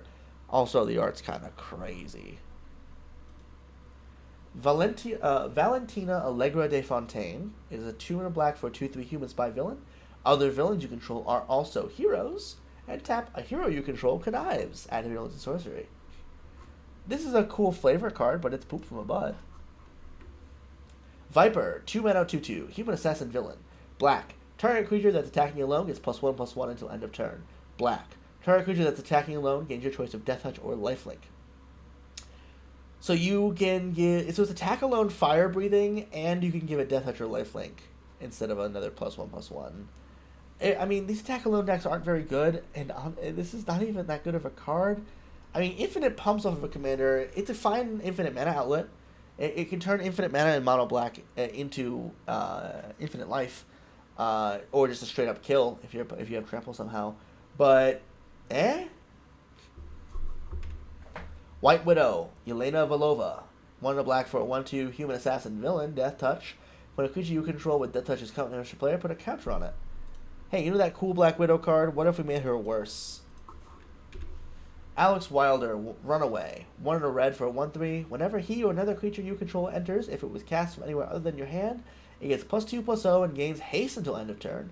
It's 3 mana, escape cost. Exile 3 of the cards from your graveyard. So if you cast your commander, it comes in with +2 power and haste. Or if you reanimate, it enters with +2 power and haste. Or you escape it, like this does. It gets +2 power and haste. That is a great card of the 99 for your red X decks. If you're playing a commander that wants to attack, and you're in the color red, this is probably the best haste enabler you can get for that deck. I like this a lot. This is a really good card. Yeah, absolutely. Chase Stein Runaway. It's 1 in a red for a 2/2. Tap, discard a card, exile the top card of your library. At the end of your next turn, you may play that card. Perfectly fine limited card. I would love this in limited, but it's a commander card, so bad. Daredevil Fearless Fighter. 2 in a red for a 3/3. Human hero. Whenever a source you control deals damage to you, Daredevil deals that much damage to target opponent. Whenever Daredevil attacks, exile the top card of your library. Daredevil deals damage to you equal to that card's mana value. You may play it this turn. Folks, this card is awesome. One of the coolest commanders from the set. Mono red group slug, but also is doing the like hurt yourself plan is so fun. And Daredevil is doing that. He's going out there every night and beating himself down. Really cool flavor. I like this a lot. Good card. Great commander. I'm excited to build this one. Electra, Femme Fatale. 3 in a red for a 3/2 human assassin hero. When she enters, you may have her deal 2 damage to you. When you do, she deals 4 damage to target creature. So clearly the Daredevil that this pairs with was the one we just talked about. He's really cool and she's poop from a butt. So, you know, she's the uncommon, he's the rare, the Jumpstart pack. Hulkling, Young Avenger. 2 red for a 4/4 Kree Skrull hero with flying. When you cast a non-creature spell, Hulkling has a copy of up to 1 other target creature you control, a target creature until end of turn. His name is Hulkling, he's 4/4, and he has flying and this ability. Wow. Non-creature spell cast, copy anything in play? That's pretty good. There's a lot of powerful static effects in Commander. It is until end of turn, but you don't have to control the creature. So if they have a good, like, board wipe, a big like creature buff, or like a big thing with a bunch of keywords or whatever, you can copy it with Hulkling. That's pretty good. I like this one a lot. Hulkling is a good in the 99. Actually, let's put Hulkling in the commander. I think this would be a cool commander too. Iron Fist, hero for hire. 2 mana 2/2 human mercenary hero with trample and prowess. 8 mana, he deals 5 damage as you choose, divided as you choose among up to 5 targets. Put 5 counters on Iron Fist. So, this is a really cool prowess creature for your prowess decks. Trample prowess is nothing to scoff at. However, his power ability costs 8 mana, and is not that impactful for 8 mana. So, I think he's fine in the 99. If you need another prowess creature, he's fine. Jack of Hearts, volatile hero. 1 red for a 2/2 alien human hero with flying and haste. When he dies, he deals damage equal to his power to each creature. And 6 mana, discard your hand, then draw 3 and put 2 counters on him. So, a fairly good creature with good stats that when he dies, he pyroclasms without any buffs would actually be a fine card on his own. Then he says 6 mana, discard your hand and draw 3 is pretty good as well. And then you put 2 counters on him. So it was a 4/4, so when he dies, he double pyroclasms. That's a pretty good card. If you're playing like a go wide buff deck, he does really good. If your creatures are all big and you have a lot of small toughness creatures in your pods, you can play him and let him get killed so he can wrath the board for you. There's a lot of cool stuff. I like this one a lot. All right, Carolina Dean, Runaway, 3 in a red for a 3/3 alien hero with flying. At the beginning of your first main phase, add white, blue, black, red, green. You cannot spend this mana to cast spells from your hand. We have an uncommon 5-color commander. This card is a good commander because it is a 5-color commander. Honestly, no, actually, I think this is better than 99. If you're playing an expensive 5-color commander, Dragon, similar effects, right? Or even like Nick Fury, This is a perfectly fine card to use as a mana battery to cast spells from outside of your hand. But you have to be wanting to do that, which makes this a little bit worse. I don't know. It's a fine card. I think 5-color commanders are a dime a dozen nowadays. We got 4 in this set. They clearly built her so that you could put her in charge of the runaways. But, whatever. Lady Spider, Maybelle Riley. 1 in a red for a 1/3 Spider Human Hero with Reach. You discard a card, put a counter on target speed, a spider you control. No. Luke Cage, Hero for Hire. 2 red, 4/4, trample. Beginning of combat on your turn, make a treasure token. Y'all, 4 mana creature that makes a treasure token every turn is a perfectly fine card. Him coming with trample makes him nice. Him being a human means he has good creature types. He's an outlaw too because he's a mercenary. I like it. It's cool. He's going to be good in the 99. Molly Hayes, Runaway. 2 in a red for a 3/3 with power up. Put 2 1/1 counters on Molly Hayes. Exile the top card of your library. Until the end of your next turn, you may play that card. Molly is bulk and bad. Where you at, Molly?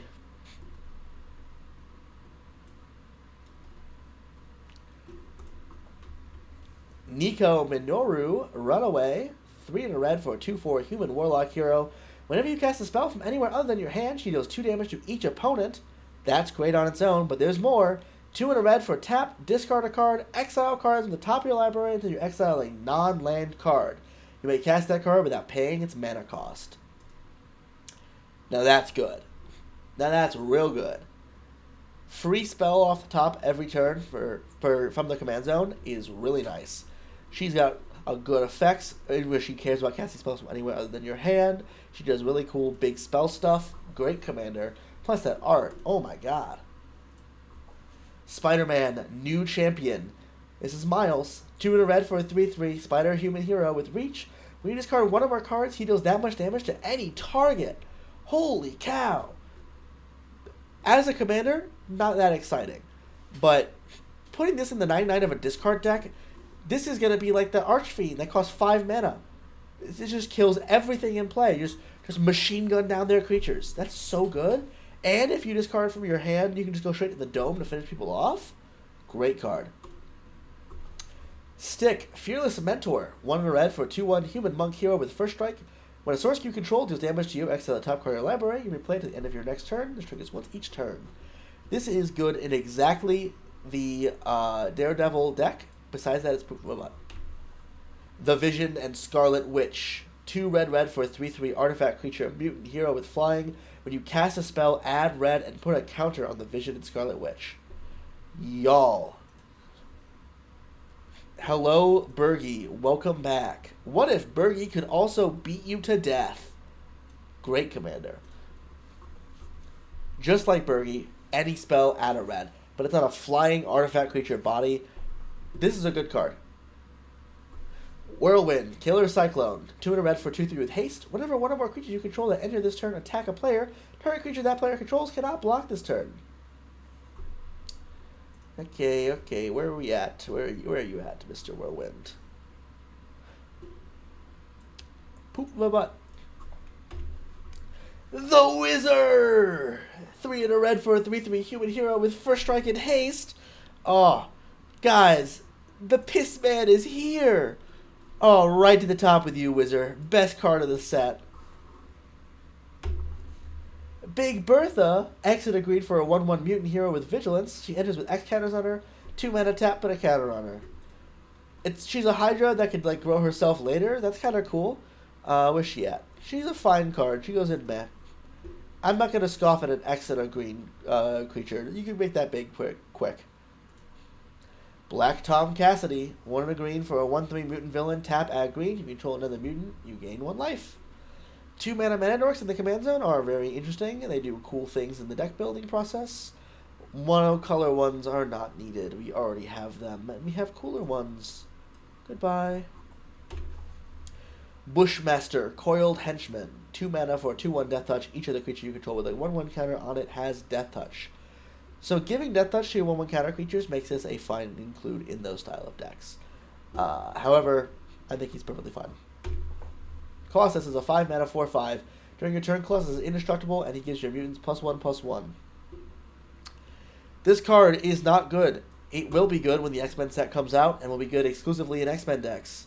Until then, when it gets to that deck, it will be meh. Right now, it's poop from the butt.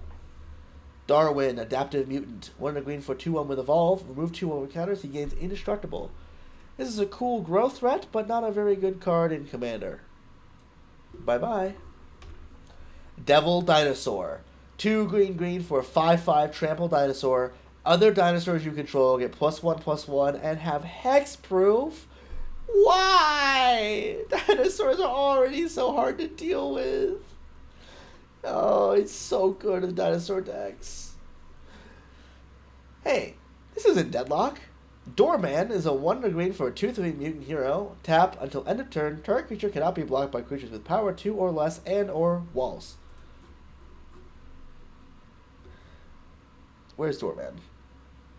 Where's he at? He's pooping my butt. Where's he at? He's hiding from me. He knows he's poop. Oh, sorry, that's Flatman. There's Doorman. Flatman, 4 mana, 1/10. 3 mana, switches power and toughness.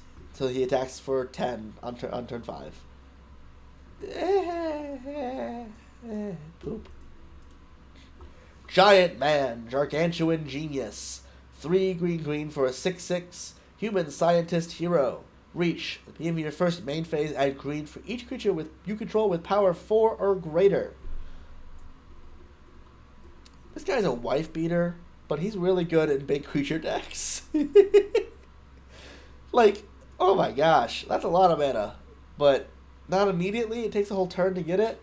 That's fine. Hit Monkey. 3 green for a 3/3. The spell cannot be countered. Reach, Vigilance, Death Touch, Hexproof, Haste.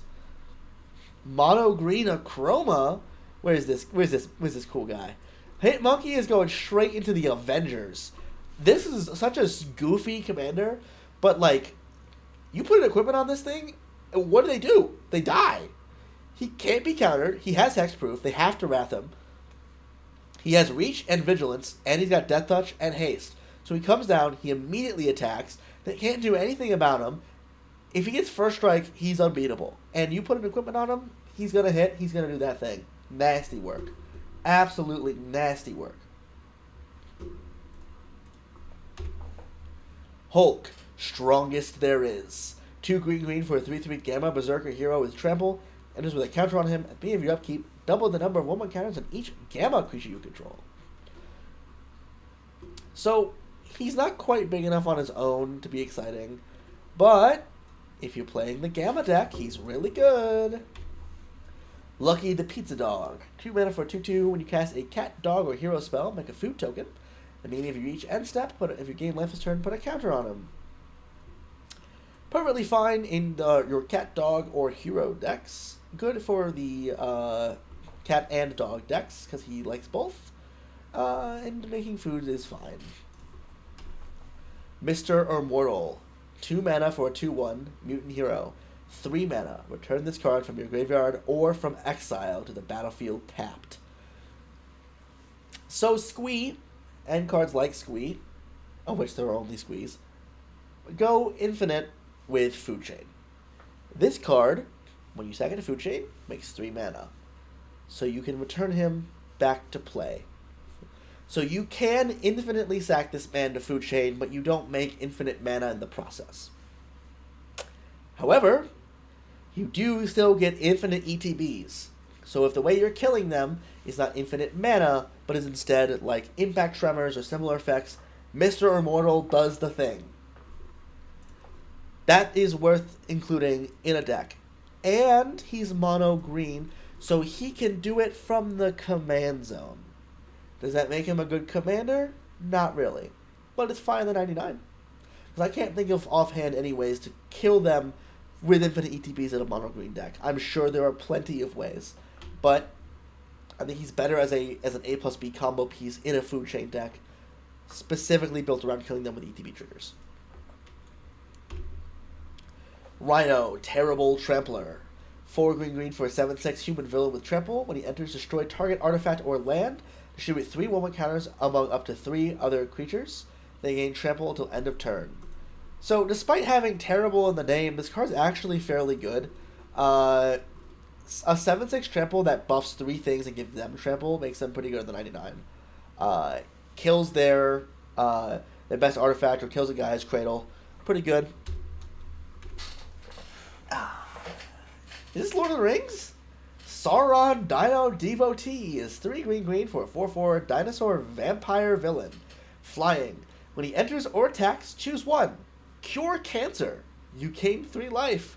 Or turn people into dinosaurs. Put a Saurian counter on another target creature. It's a green dinosaur with base power and toughness 5/5 for as long as it has a Saurian counter on it.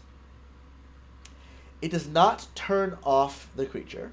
So it keeps all of its abilities. It just becomes a 5/5. But it is now a green dinosaur instead of whatever creature types it was before. As a commander, this is pretty weak. But being able to turn any of your creatures into 5/5s every turn is pretty good. And, funnily enough, if you're a life gain deck, gaining 3 life at the beginning of every time you attack is actually fairly decent. So I'd say he's fine in the 99. If this Oko'd and turned off their creature on enters or attacks, this card would be insane and would be higher up. But because it doesn't Oko them, it's okay. Shang-Chi, Martial Mentor. 3 green green for a 4/4 human warrior hero. If 1 or more 1/1 counters would be put on a creature you control, twice that many 1/1 counters are put on that creature instead. 7 mana, put 3 counters on him. Y'all. This is doubling season on a legendary creature that then can put counters on himself for more mana later? Whew. This card's good. One of the downsides of cards like doubling season is that do I want to put the command? I think he's good in the 99. One of the downsides of doubling season and cards like it is they don't usually build to the board. But we have a density now of creatures that put extra counters on your creatures. So if you fill your deck with go wide counters and with cards like this, suddenly you're putting hundreds of counters on your things. This is a really good one. I like this a lot. Play this in your counters decks. Oh, Storm got another card I didn't remember. 6 mana for a 4/3 flyer. ETB destroy an artifact, enchantment, or creature with flying. Man, Storm hates flyers. This one's meh. This is no, it's poopful, but. Tippy Toe, terrific partner. 3 and a green for a 2/4 squirrel hero. If you would create 1 or more tokens, instead create those tokens plus an additional food token. Beginning of your end step, if you gain life this turn, draw a card.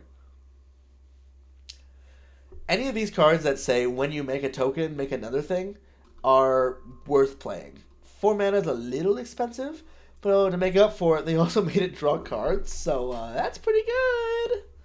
Play this in your food decks, your go-wide stuff decks, in your life gain decks. A lot of cards, a lot of homes for that one.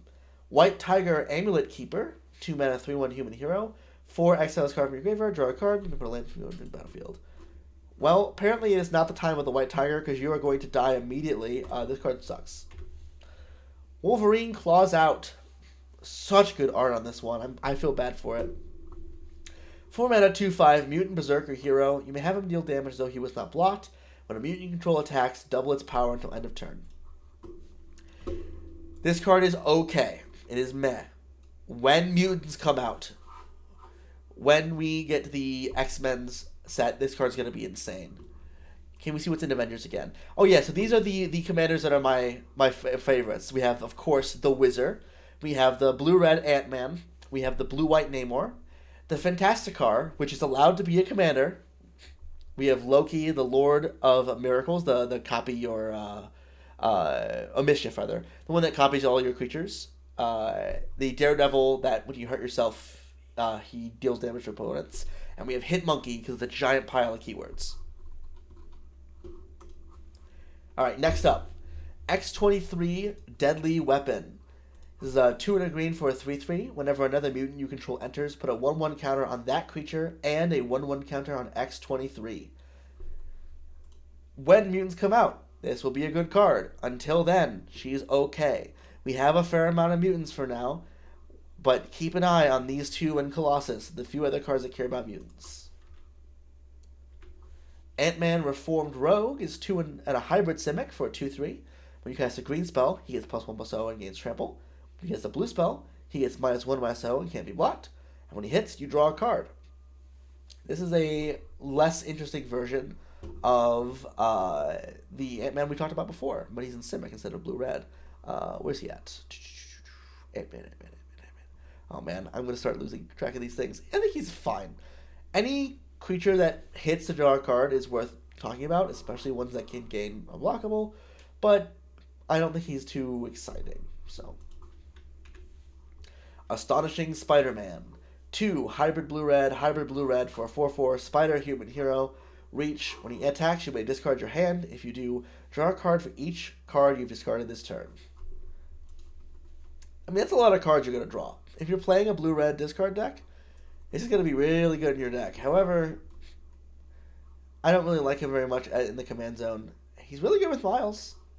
This is the first deck that these are probably the Miles and Peter that should go together in the same deck because these feel really good together.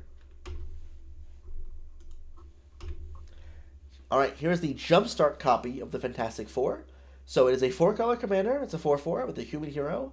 When it enters and whenever you cast a spell with power, toughness, or mana value 4, choose one that has not been chosen this turn. Make a 0 for a wall, deal 3 damage to each opponent, put 2 counters on a creature, and draw a card. So I've read this card maybe 30 times, and the enters trigger has been missed by me in every one of those times. Letting you flicker this to get this effect is actually pretty good. Turning every of your ephemerates and stuff into deal 3 to each opponent is nothing to scoff at. And this does, I mean, if there's a 4 anywhere on the card, you get to do this effect. That's pretty good. Drawing a card, not bad. I think it's actually a perfectly good commander. 4-color commanders are hard to get a hold of, and this one is actually pretty decent. Plus, I'm sure this triggers off all the other Fantastic Fours in the precon. Iceman and Firestar. These are Spider-Man's amazing friends. 4 mana, red blue. Mutant hero, 3/3 flying, cast a blue spell, tap up to 1 target creature. When you cast a red spell, you may discard a card. If you do, draw a card. 3/3. They're meh. If this was just straight up draw a card for red spells, that'd be real good, but that's not what they do. Marvel Boy, Novar, 2 mana, Boros, 1/1. Whenever another creature you control enters, or whenever you activate a power ability, put a counter on him. Welcome to the poop. Miss Marvel, Elastic Ally, 2 and a Celestia for 2/2 with Reach. When she enters, target creature gets +2/+0 until end of turn.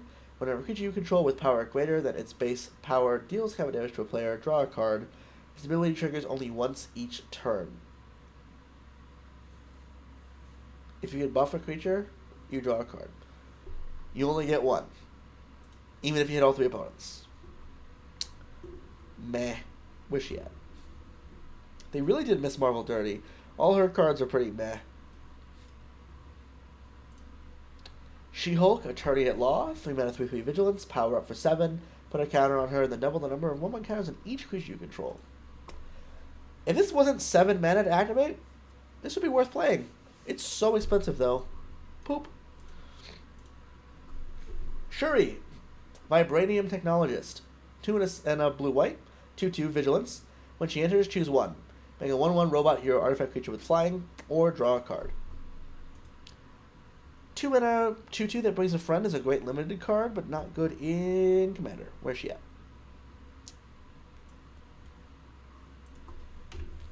Tiger Shark, Abyssal Hunter is 2 blue-black.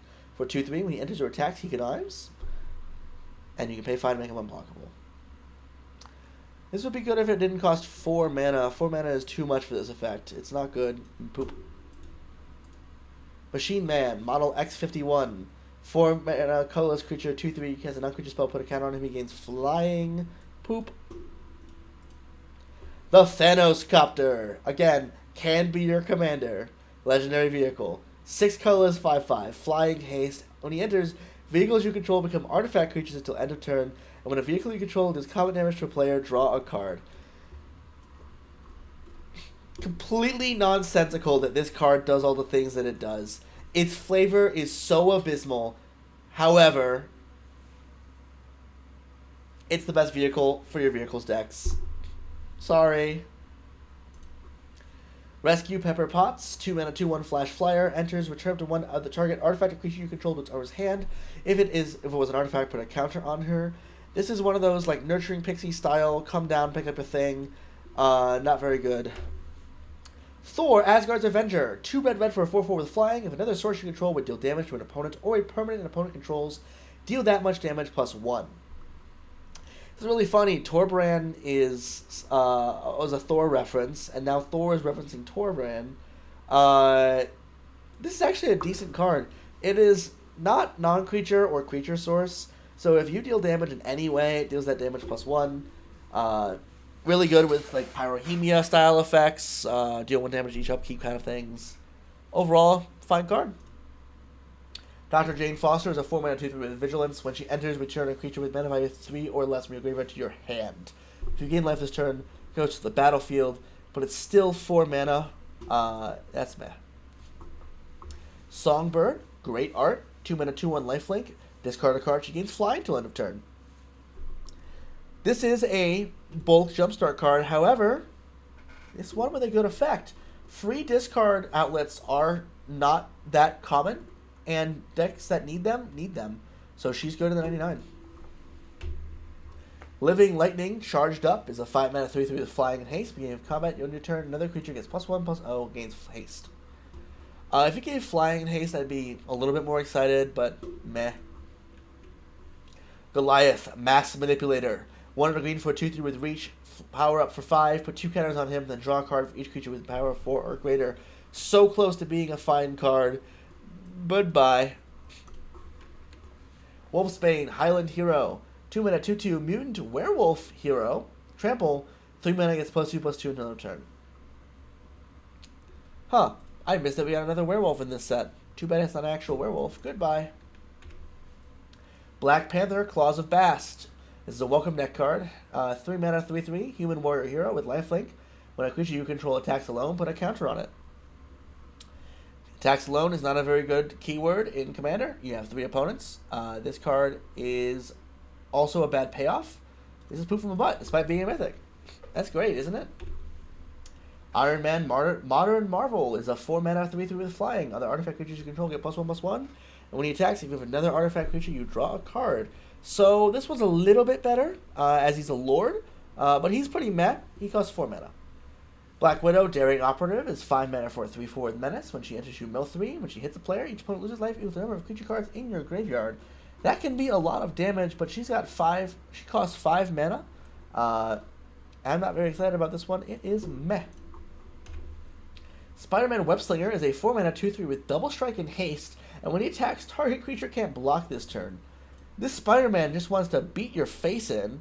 I don't know what we did to deserve that, but meh? So I just realized, I think I got multiples of some of the Spider-Man, and I have that one down here still. I think he's... Yeah, I have multiples of some of these cards. Whatever. Hulk, Brutal Brawler, 4 mana 4/4. He attacks each combat of Able, and when he attacks, you put a counter on each other creature you control. Putting a counter on each creature you control is actually pretty decent. On a 4/4 trample body, I think it's fine in the 99. Ant-Man Scott Lang. This is a welcome deck card. Where's he at? Stick him in the... This is the poop from the butt tier. Captain America Steve Rogers is a 5 mana 4/4 with lifelink. When he attacks, put a counter on another target creature you control. That creature gains indestructible. This costs 5 mana and must attack to do a thing. This is poop from a butt. The Falcon, Sam Wilson, is a 5 mana 3/3 with flying.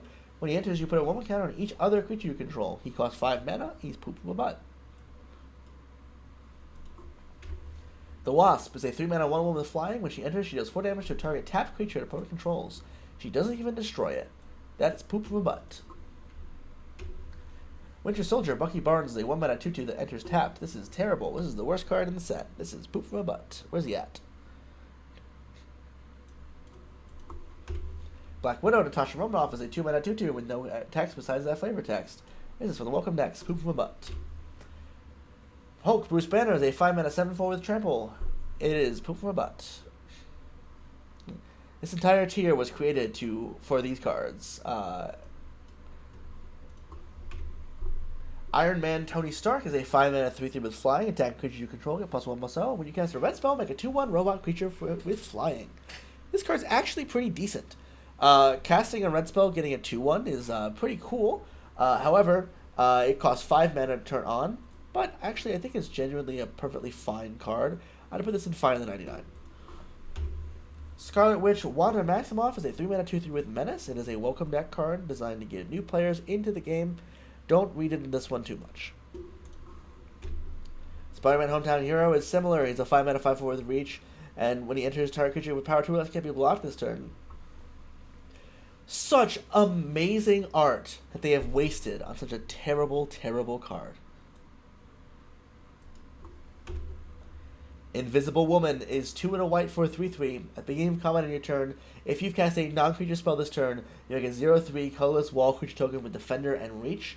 When you attack, you may pay 4 mana, 1 of each color except for black.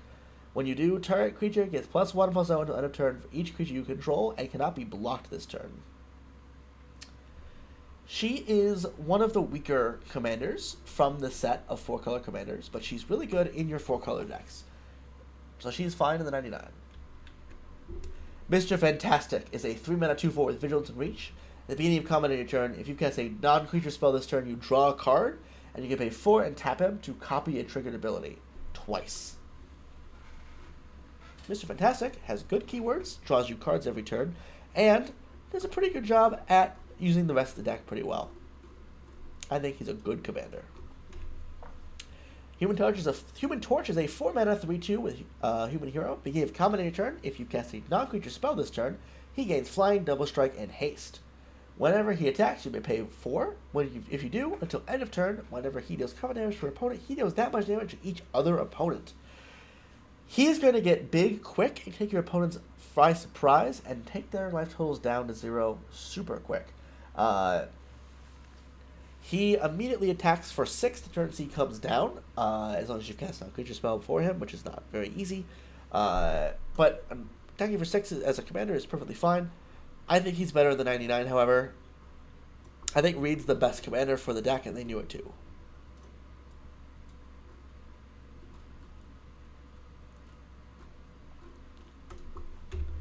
The Thing is a 6-mana 5/5 with trample. At the beginning of combat on your turn, if you cast a non-creature spell this turn, put 4 counters on him. So he becomes a 9/9. And if you attack, you may pay 4. When you do, double the number of each kind of counter on any number of target permanents you control. The Thing does not belong in the Fantastic Four deck. He should be taken out and made into his own deck. And that deck is crazy 4-color Planeswalkers. This is a great commander. Captain America Team Leader, with some really weird-looking art, is Jeskai for 3/3, Human Soldier Hero. When another hero enters, it gains Vigilance and Haste. Put a counter on that hero and a counter on Captain America. 3-mana Haste Enabler, the command zone for your heroes, is very good. This is obviously the commander if you're playing aggro heroes, and it's very good. Dr. Doom, King of Latveria, is a 4-mana Grixis 3/3 Human Noble Villain. When you discard 1 or more land cards, each opponent loses 2 life. At the beginning of combat on your turn, target villain you control gains Menace and Connives. He is the face commander of the villain's deck, and he is boring. The Loki commander that comes in the same deck is cooler than him. I think he is fine in the 99. I'm not excited about him in the command zone at all. T'Challa, the Black Panther, is 1 green-white for a 2/2 Human Noble Hero. When he enters or attacks, you make a tapped Vibranium token. It's an indestructible Power Stone. When you cast an artifact spell with mana value 4 or greater, put 2 counters on him. Enters or attack ramp is really cool as an artifact creature to make your artifact creatures work. I think he's a good commander. Agent 13 Sharon Carter is bulk. But we're into the main set finally, everybody, so we're going to take a quick break here, and I'll be right back to get to the rest of these cards. We're over halfway there. Yeah, this one needs to go straight into the med tier. We're going to have a lot of mez again as we see some of these uncommons. But we're coming up on the best commanders in the entire set, so don't go anywhere. Poop from a butt. Ancient Maria Hero is a 1 mana 2/1. When she becomes tapped to pay a teamwork cost, you put a counter on her and draw a card.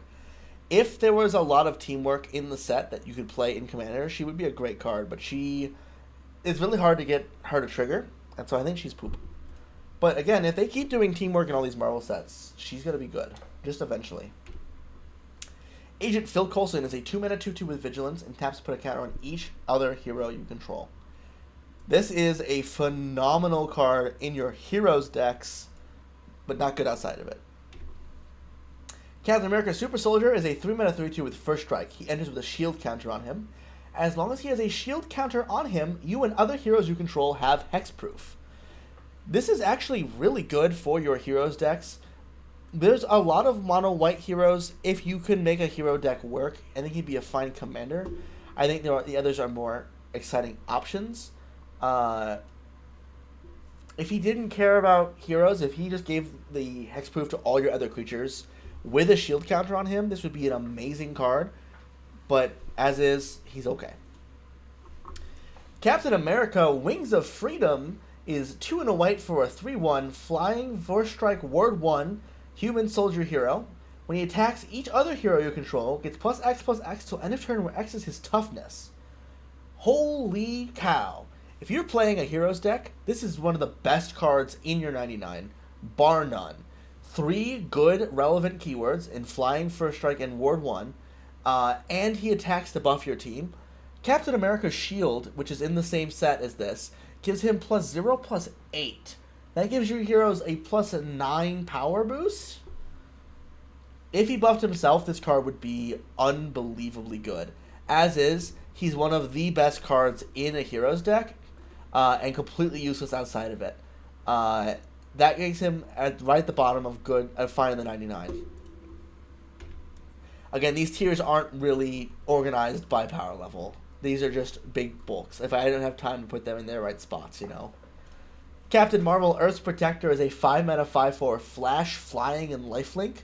And if she has power up for 7, so 2 extra mana the turn she comes in, put a 1/1 and an indestructible counter on her. So, this card is really interesting. It's a good hero. It's got great keywords.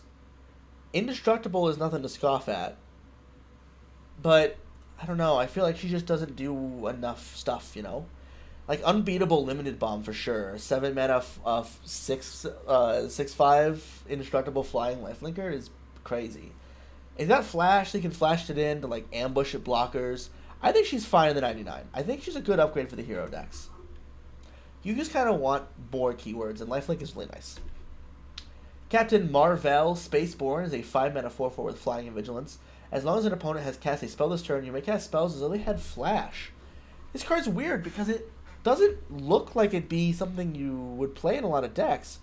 But if you want flash speed, your opponents are going to cast spells in their turns. So you're going to have it if you play him. I think he's fine in the 99 of decks that want to do instant speed shenanigans, but he's a little expensive. Calling Wing Street Samurai is a 2 mana 2/2. Whenever you cast a spell that targets a creature you control, put a counter on her and scry 1. This card is fine. I'm going to pop this one straight into the meh tier, I think. No, I think it's poop from a butt. She doesn't really do enough. Invisible Woman Sue Storm is a 5 mana 2/5 with lifelink. Whenever you put one or more counters on one or more other heroes you control, you may create a 0/4 wall. This card is bad. It needs to be in a heroes deck, and even then, it doesn't even work immediately. You need more pieces to make this work, and your payoff is a 0/4 wall. Here we are. Jennifer Walters, 1 and a white for a 2/3. Your opponents cannot cast spells during your turn. 3 green, white, transform Jennifer Walters into the sensational She-Hulk. 3 green, white for a 6/6 reach and trample. Your opponents cannot cast spells during your turn. Whenever a creature you control is dealt damage, you may have her deal that much damage to any target. Do this only once each turn. Y'all. I know Grand Abolisher turns off activated abilities, but this is one of the best cards in the set, bar none. Being able to do this, having a Grand Abolisher that then can be your threat once you've locked down the game is really, really good. Uh, I don't know if you play this as the commander of your deck, but it is an auto include in any high power green white X deck. Uh, I'm excited to play this one in standard for sure, but I think it is a forever staple for green white decks in commander. Luke Cage, Power Man, is a 4 mana 2/5. When he attacks alone, he gets +2/+0. He is indestructible until end of turn. This is more bulk limited cards. Mockingbird, Ace Agent, is a 4 mana 2/2 with double strike. You can cast a spell that targets a creature you control, put a counter on Mockingbird. She could be gooder. She costs less mana, but she's too hard to activate. Monica Rambeau. One of the more surprising includes in the double face commanders list. She's a 3 mana 3/3 with flying and prowess, and you can pay 5 mana to transform her into Photon the Living Light, which is a 4/4 flying hexproof prowess. And whenever you cast a non-creature spell, put a 1/1 counter on each other creature you control. So, the first time I read Monica Rambeau, I wasn't excited about her. But the more I think about it, Photon Living Light is really, really good. I'm putting both of the cards up here in Avengers, but this is one card. I think she is a disgusting tokens commander. If you're playing all of those cheap red and white instant sorceries that make 2 bodies, you spam those things and just make a ton of bodies that then each get counters. It's like she's a Cathar's Crusade in the command zone for those kind of decks. I think that deck's going to be really cool, and that's why I'm putting this together myself personally. I think I don't know if she's the best commander for everyone else, but I'm really excited about her. Nick Fury, Agent of S.H.I.E.L.D., 1 mana, 2/1, 5-color commander. 5 mana, put 2 1/1 counters on him, look at the top 7 cards of your library, and we put a hero, equipment, or vehicle card from among them onto the battlefield. If it's a double face card, you may transform it, put the rest at the bottom of your library in a random order. The CEDH community I've already told you how good this card is going to be. This is, in my opinion, the Ur-Dragon equivalent for heroes. I don't know how they print a better 5-color heroes commander unless they do Eminence. This card is phenomenal. Simply because it is a 1 mana commander that turns on all of your free if you control your commander's spells, allows you to have early aggressive starts, and lets you have something to dump your mana into, while still giving you a thematic 5-color commander for your heroes decks. I think this is a very, very good card in the commander's format as a commander. I don't think there's a 5-color deck that wants this in the 99. Maybe the uncommon one we put in Final 99 earlier. I know she would be great in him, because then she can activate his mana, right? But you know why this one's good. I put it in Avengers because it's one of the best cards in the entire set. I'm probably going to build this as Hero Slop if I build it at all. Night Nurse, Healer of Heroes. 2 mana, 2/1 human doctor hero with flash and lifelink. When she enters, choose target permanent card in your graveyard that was put there from anywhere this turn. Return it to your hand. So Samwise does this as well from the Lord of the Rings set. But she also is a human, which is a more relevant creature type. She has lifelink, which is a better keyword, and she does not introduce the Ring Tempt You side mechanic into your deck. This is a pretty good one. Crack a fetch land, pay 2 mana, play this, pick your fetch land back up. That's a nice card. Is it a commander? No, but it's a good card.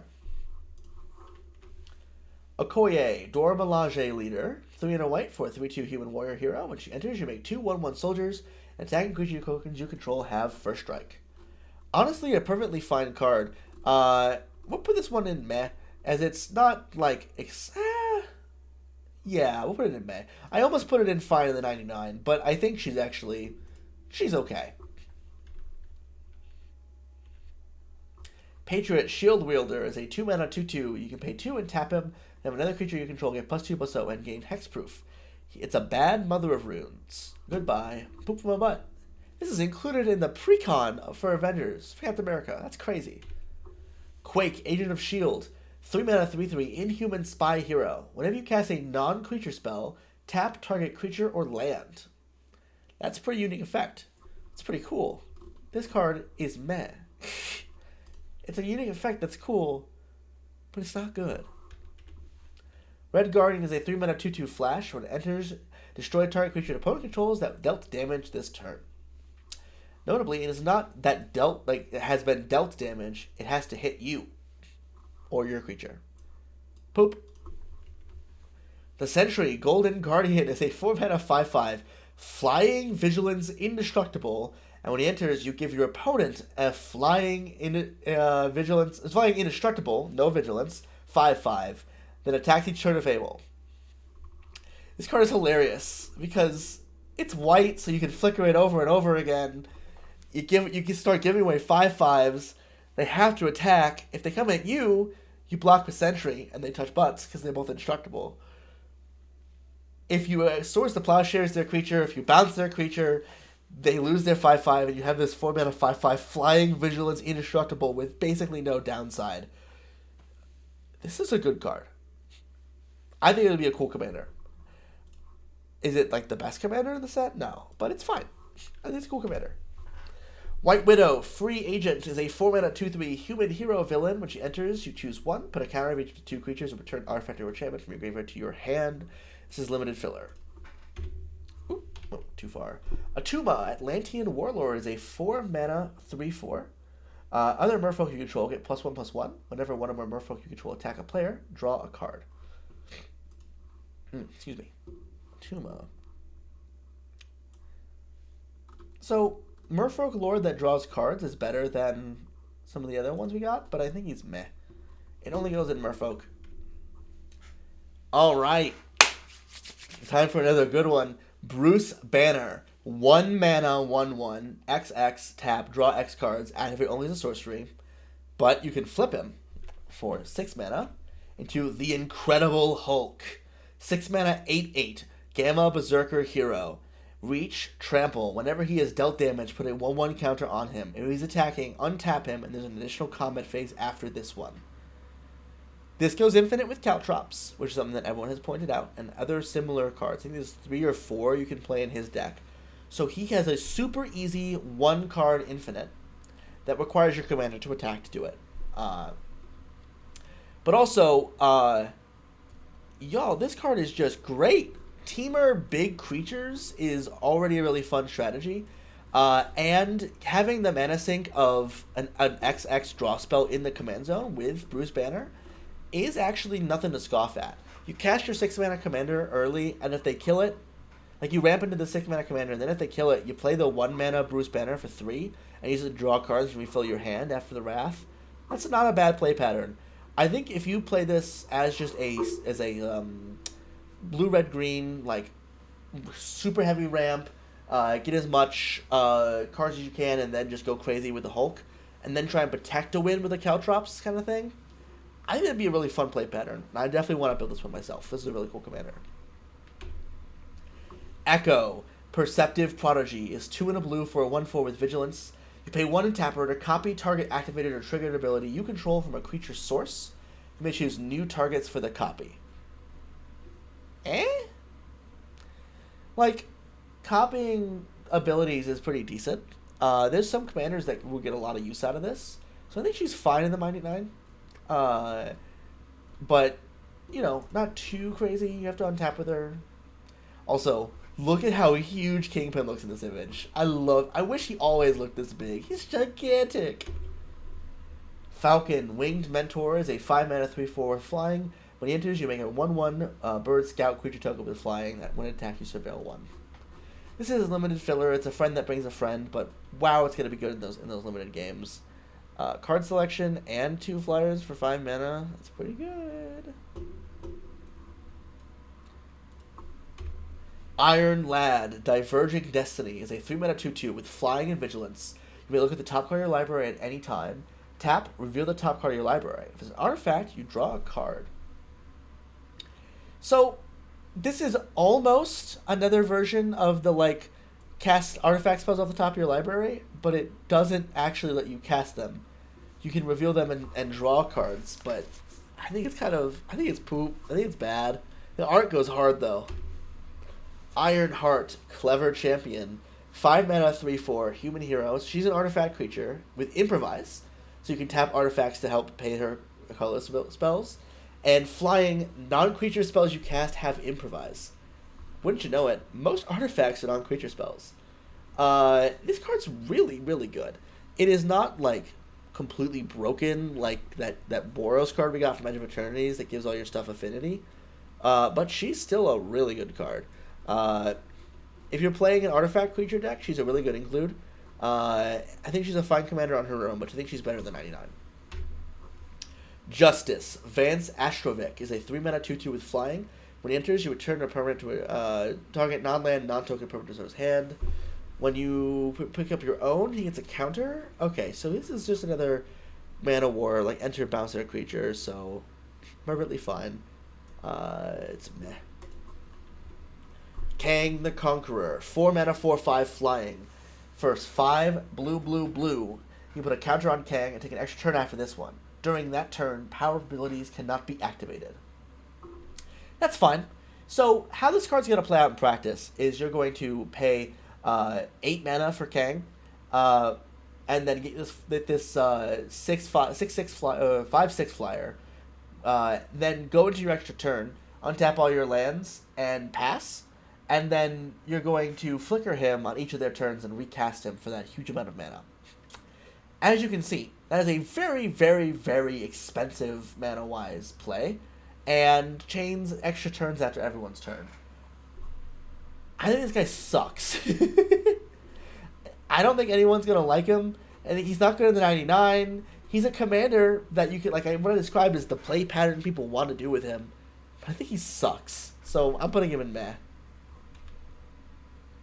Actually, no. You know what? I'm putting him in poo from a butt. This card's bad. Yes, the play patterns I described are powerful, but they are so mana intensive. Some of these bad commanders could do better things with that much mana. You need 8 mana to start this chain, and you need 8 again every time you flicker him. Blue does not have many 1 mana instant speed flickers. They're almost all 2 mana. That's 10 mana. Now here's a good card. Kid Loki is a 1 mana 1/1 god, hero, villain. Each creature you control that you've put 1 or more 1/1 counters on this turn has hexproof. When you draw your second card each turn, put a 1/1 counter on Kid Loki. So a 1 mana creature that protects your counter creatures is actually pretty good. I don't think he's good in the command zone, but pretty good in the 99. The Leader Super Genius is a 4 mana 1/3 Gamma Scientist Villain. If a creature you control would connive, instead you draw a card, then that creature connives. At the beginning of combat on your turn, target creature you control connives. So this is a draw card, like draw 2, discard a card every combat, which is pretty good, but he wants other effects that can connive, and mono blue is not the best at doing that. I think he's phenomenal included in the 99 of any connive commander, but outside of that, not very good. Loki, God of Mischief, is a 2 mana 2/1 God Sorcerer Villain.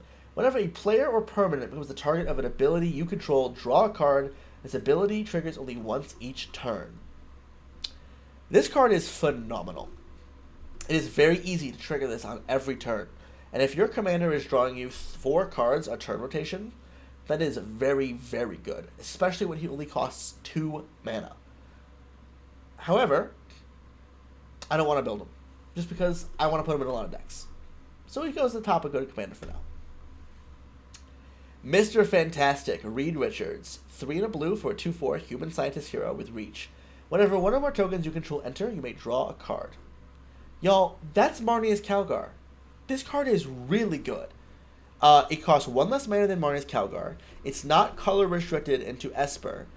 So he's worse as a commander, but he's better than the 99. In fact, this is probably going to be the best new card in most decks, 99s that this is included into. If you put this into a deck that makes clue tokens, creature tokens, treasure tokens, food, whatever, if you're making stuff, he draws you cards. That's very, very good. And only 4 mana? Come on now. This one's great. Miss Marvel, Kamala Khan, is a 3-mana 1/4 mutant inhuman hero with vigilance and reach. You have no maximum hand size. Whenever you cast a spell that targets a creature you control, draw a card. Until end of turn, she gains her base power is equal to the number of cards in your hand.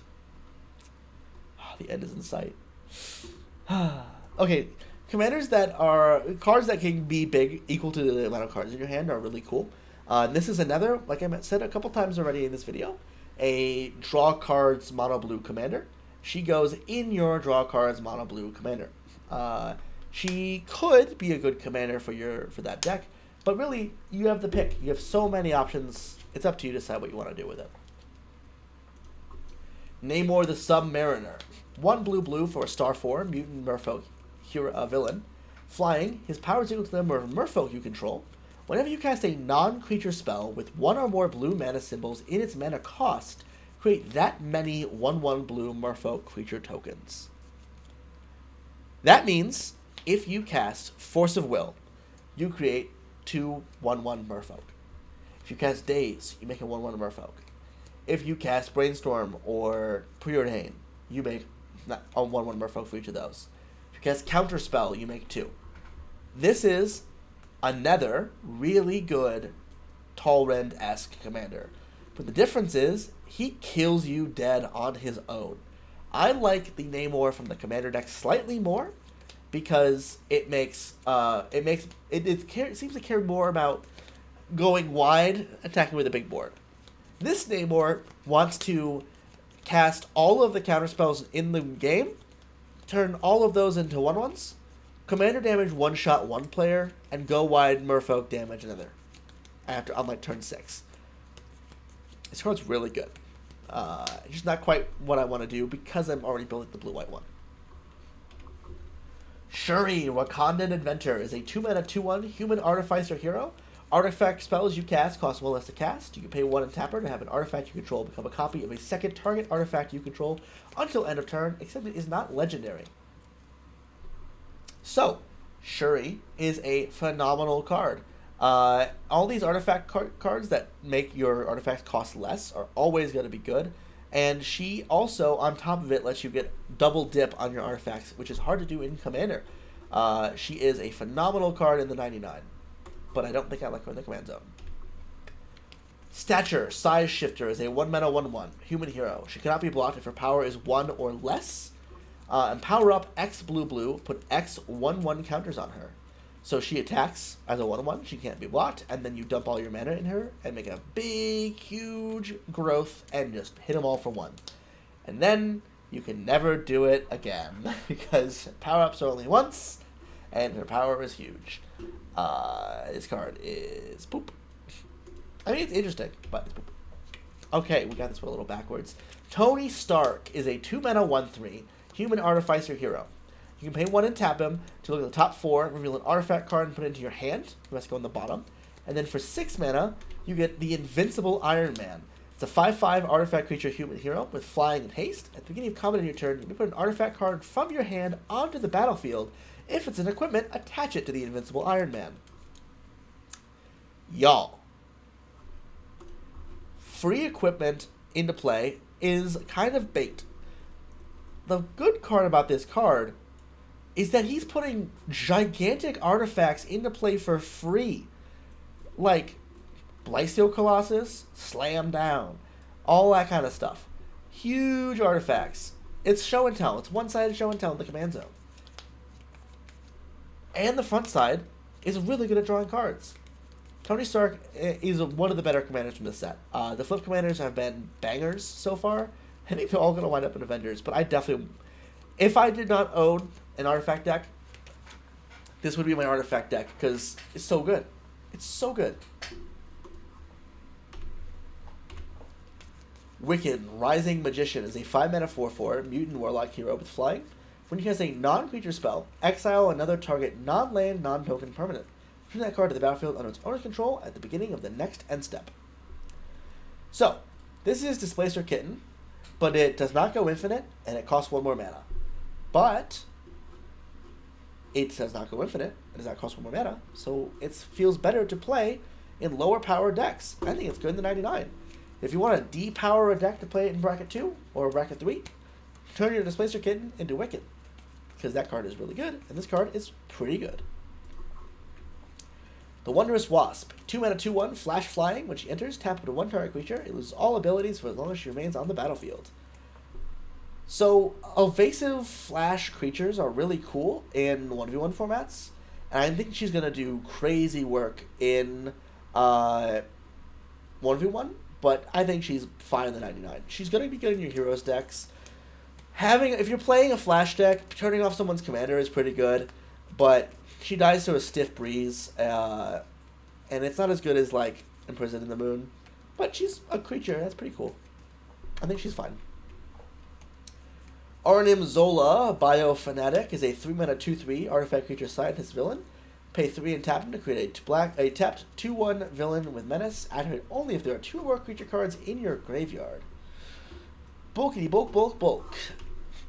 Baron Helmet Zemo is black for a 3/3 human noble villain. Whenever you cast a black spell from your hand, he connives. Boast. Exile any number of black cards from your graveyard with 15 or more black mana symbols among their mana costs. Copy those exiled cards. You may cast up to 3 of the copies without paying their mana cost. So, go big, like huge black spells, is not a deck we really have. Like, that's really good.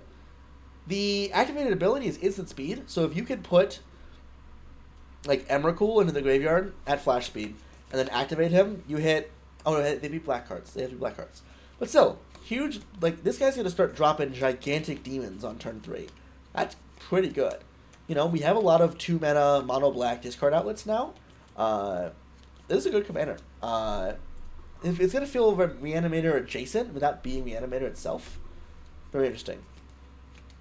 Baron Strucker, Hydra Overlord. 3 mana 2/2 human villain. Villains cost 1 less to cast. Whenever another villain you control enters, you may have a connive. Do this only once each turn. So this one almost goes infinite with that Ultron from earlier, but not quite. But cost reduction on your villains and then drawing a card and discarding a card when they enter is actually really good. This Nazi does a great job in villain decks. Who could have guessed? Black Widow Super Spy is a 2 mana 2/1 human spy hero with menace. When she deals damage to a player, that player exiles cards from the top of their library until they exile a non-land card.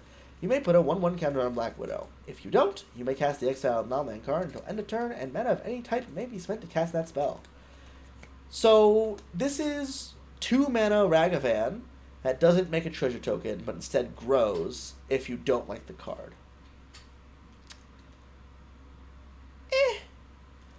I mean, she's fine in a hero deck, but since she's black mana, she can really go in, like, 2 of the heroes decks. Like, it goes in Nick Fury, and that's kind of it.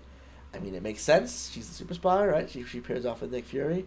But, not excited about this one very much. Where'd she go? Did I lose her? Oh, she's all the way down here? I think she's meh. Crossbones. 4 mana, 3/3, Death Touch. Whenever another villain you control enters, put a counter on Crossbones. He deals 2 damage to each opponent. This triggers only once each turn. Poop from the butt. Dr. Doom. 4 black for a 3/3 human scientist villain. When he enters, create 2 3/3 colorless robot villain artifact creature tokens named Doombot. As long as you control an artifact, creature, or a plan, Dr. Doom has indestructible. At the beginning of your end step, you draw a card and lose a life. So, an indestructible commander that makes 2 bodies on ETB and draws a card every turn is good. Is he the best commander of all time? No. He costs 6 mana, draws the card at the end step. But he's worth playing. I think he'll do good work in the villain decks 99s. I mean, he's a villain that makes 2 more villains. Works really well with Loki. But he's also good in the command zone. Electra, Daughter of the Hand. 4 mana 3/3 human ninja villain. Sneak for 3, sneaks back.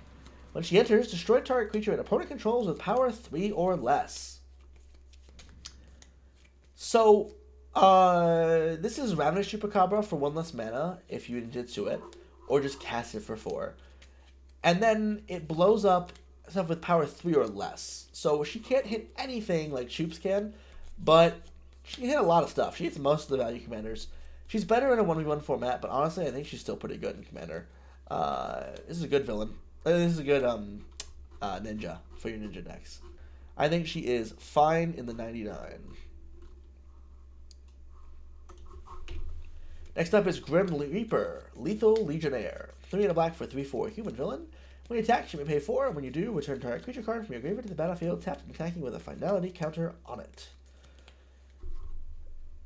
That's an interesting effect, but he costs a little bit too much, and he has to attack to do it, so I think it's poop. Claw Sonic Subjugator is 3 mana for a 2/2 human rogue villain. When he enters, the target player reveals a number of cards in their hand equal to 1 plus the number of creature cards in your graveyard. You choose one of them, and they discard that card. Poop. Where's he at? There he is. Madame Mask is a 5 mana 3/2. When she enters, she connives, and when you draw your second card each turn, you make a 2/1 villain. This is one of those bring a friend cards for limited. Masters of Evil is a 6 mana 5/6, gives your villain +2/+1, and you can pay 2 mana to discard this card, search your library for a plan, reveal it, put it into your hand, and then shuffle. The plan cards are all pretty okay. It's cool that you have a tutor for it in Commander at 2 mana that you're okay reanimating later in a villain's deck, but otherwise it's pretty bad. MODOK.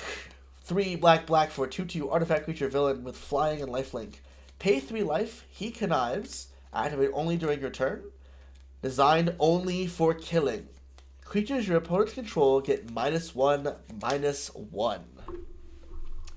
So this is that shades of like Yawgmoth to it, where he's doing a lot of like card advantage and hurting your opponent's creatures, but at the same time, he's a little hard to get going. He's like a 2/2. He does lifelink, so he gives you some of the life back. Where is he on my list here? Oh, there he is. He's all the way over there. I think he's a good commander. I think he's good in the 99, but I think he's a good commander as well. Moonstone, Harsh Mistress is a 4 mana 2/4 with flying. When you discard a card, you may exile that card from your graveyard. If you do, until the end of your next turn, you may play that card. We have a couple of effects like this. This is the first time we have it in the command zone, which is interesting. But I think it's good in the 99. She works really well with the Runaways. I wonder if she's friends with them or something. Ronin, Shadow Stalker is a 3 mana 3/3. Pay 2 life, add 2 mana of any one color. Spend this mana only to cast equipment spells or activate equip abilities. Activate only once each turn. Tap second equipment attached to Ronin. Current creature gets -4/-4 until end of turn. Activate only as a sorcery. Mono Black Equipments is a unique archetype that I've not really seen before, but I think he does more work in the 99 of Equipments deck, if at all. I think this is kind of a definitive example of a meh.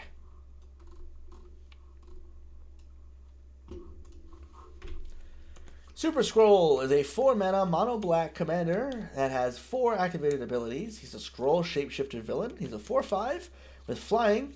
You can pay 2 and a white to make a 0/4 wall. You can pay 3 and a green to make get +4/+4. You can pay 4 and a red to give him to deal 4 damage to target the creature. You can pay 5 and a blue to have target player draw 4 cards. This is a replacement for Kenrith, but he's a villain. So this is your 5-color villains deck, where he's going to summon all the villains that you couldn't play in Grixis. There's not very many white and green villains, but you know, it's cool that you can play them. Swordsman, Sharp Scoundrel. Oh, I gotta put him in the thing, don't I? I was so done with that 5-color commander. I was like, let me just get on to the next, but he's gotta go up here. I think he's a fine commander. Swordsman is a 2 mana 2/2. Whenever another villain you control enters, attach up to 1 target equipment you control to target creature you control. Oh. Whenever a equipped creature you control attacks, it connives. You know, not a half bad equipment card for villains specifically. There's like one deck that this goes in. It's a deck I built on stream. It's Winter Soldier. We'll talk about him in a minute. But because of that, he's meh. I mean, the bottom, whatever equipped creature you control attacks, it connives is actually a pretty good effect for a 2-drop. So, I think that's meh. Whiplash is a 1 mana 2/2 that enters tapped. When he attacks, if he's equipped, each opponent loses X life, and you gain X life for X the number of equipment attached to him. That's pretty interesting, but like one mana Voltron Commander is kind of cool. However, not really exciting compared to some of the other ones we got in the set. So now I gotta find Whiplash in here. You know, you think it would get easier as we get further down, but then we start to get some of the ones I double downloaded by mistake. I think this one's meh. I think these would be cool upgrades for the Esper Equipment Commander from Modern Horizons 3. Yellow Jacket, Heartless Marauder is a 2-mana 1/2 with flying. Whenever another villain you control enters, he gets +1/+0 and gains lifelink until end of turn. Pretty decent. Pretty decent. He buffs your villains, he gives them lifelink. He buffs himself. Oh, yeah, he's fine. He's meh. Like, he's better than a lot of the cards in here. He's a 2-drop with flying, he's lifelink. Okay, Fin Fang Foom is a 2-red for a 3/5 alien dragon villain with flying. When you cast an instant or sorcery spell that targets an artifact or land, copy that spell. You may choose new targets for the copy. Put 2/1/1 counters on Fin Fang Foom. They printed a mono-red land destruction commander in the Marvel set? What are we doing here, folks? This card is great! It's a great commander. It's a mono-red land destruction. Your deck is going to be terrible, but everyone's going to hate you. Stone Rain 2 opponents every time you guess 1 Stone Rain? Oh. If you're playing him in the 99, you can play him alongside cards that do like a bunch of targets, and one of those targets being an artifact or land, and then copying it. Like a Decimate in red-green. Like, that would be crazy. But as he is, yeah, okay. Hawkeye, Master Marksman, is a 2-mana 2/2 with first strike and reach. When it becomes tapped, you may pay 1 up to 3 times. When you do, choose up to that many. Net, target creature can't block this turn. Explosive, deals 2 damage to target player. And Boomerang, discard a card, then draw a card. Notably, that last ability does not require you to discard the card to draw the card. So if you have no cards in hand, he just draws a card. This is a really good card. Is it Commander good? Maybe. I can see someone make the argument for this being a good commander. It's a lot of text on a 2-drop. I'm more excited about playing this in the 99 of my Heroes decks. Or like my Red X discard decks. Reminds me a lot of Inti, where it just does a lot of things on a 2-drop, and I like that a lot about it. Good card. Hawkeye Young Avenger is a 4-mana 2/4 with reach. If a source you control would deal non-common damage to an opponent or a permanent opponent controls, it deals that much damage plus X, where X is her power, and it starts as a 2/4. So it's like a Solfim, but it can get bigger as you put equipment on her. This card is fine. It's going to kill me in my friend Jeremy's decks. He plays big, red, stompy, non-creature damage. Where's Hawkeye at? There she is. This card is meh. The decks that want it will play it. Human Torch Johnny Storm is a 3-mana 2/2 with flying. When you draw a card, if you control another hero, he deals 1 damage to target opponent, and for 7 mana, you can put 3 counters on him. This card is only notable because of the Fantastic Four limited uncommon cycle that, as a pile of them, goes infinite. He only works in Heroes decks, and the payoff is only 1 damage. It's not good. Iron Fist, 3 mana, 2/3. When you cast a spell that targets a creature you control, Iron Fist gains tap, deal damage equal to his power to any other target until end of turn. That's pretty decent. And it'd be a build around if you built him, but not too exciting. IMO. I think he's just meh. I don't think he's poop. Jessica Jones, Private Eye is a 3-mana 2/3 human detective. Tap, put a stun counter on her. Exile the top X cards of your library, where X is her power. You may play those cards this turn. So she draws you 2 cards unless you've buffed her, and that's pretty decent. I think it's good. I think it's poop. Loki, Lofacen. Oh, I messed that one up. 2-mana 2/1 God Sorcerer villain. Pay 1 and tap him. When you next cast an instant or sorcery spell with mana value less than or equal to Loki's power, copy that spell. So immediately copies all 2 drops. That was your first 2-drop you cast each turn for extra mana. And 5 mana, put 2 counters on him. So, that's fine. I think it's just meh. Misty Knight, Hero for Hire, is a 2 mana 3/1 human detective hero. You can pay 2 and tap her to discard a card, and then you draw a card for each card you've discarded this turn. That's a lot of cards you can draw off this girl, but she has to untap, and then she costs 2 to do it. I think she's meh. So if you're doing a lot of discards, she can draw you a lot of cards, but right now it's okay. Quicksilver, Brash Blur is a 1 mana 1/1 mutant hero. If he's in your opening hand, you can begin with him on the battlefield. He's a 1/1 with haste. 5 mana, put a 1/1 and a double strike counter on Quicksilver. This may be controversial. This is poop from a butt. A 1 mana 1/1 haste is so poop. You're not going to play this. 5 mana, put a single counter and double strike on him? Are you really going to pay 5 mana for a 2/2 double striker in Commander? Come on, guys. You can do better than this. This card sucks. It is for 1v1 only, and even then, it's a gimmick. Red Hulk. 4 red for a 6/7. Reach Trample. Whenever Red Hulk is dealt damage, put a 1/1 counter on him. When you do, he deals damage equal to the number of 1/1 counters on him to any other target. Interesting. So, this is actually a pretty decent card. It's got good stats and good keywords for its mana value. If you can find a way to ping him, you have to get counters on him first for him to start really hitting stuff, but I think it's a fine card. The Scarlet Witch. 3 mana 2/3, Mutant Warlock Hero. Instant and sorcery spells you cast with mana value 4 or greater cost X less to cast, where X is her power. So, this is more restricted Vadric. However, she's really good. I mean, look at that art. Whew. But, like, as a commander, this is going to do a lot of work. Mana value 4 or greater is got a lot of support from Strixhaven, so she might be better in the 99 of your decks. But I think she's a really good commander on her own. She just mono red big instant sorcery spells is pretty good. I think Vadric is better. I like Vadric more, but she's good. Speed, Young Avenger is a 2 mana 2/2 mutant hero with haste. You cast a non-creature spell, you may pay 1. When you do, target creature with haste cannot be blocked this turn except by creatures with haste. So basically, when you non-creature, you get to activate Gingerbrute on any of your creatures. That's okay. I think it's poop. It's okay. It's okay. It's meh.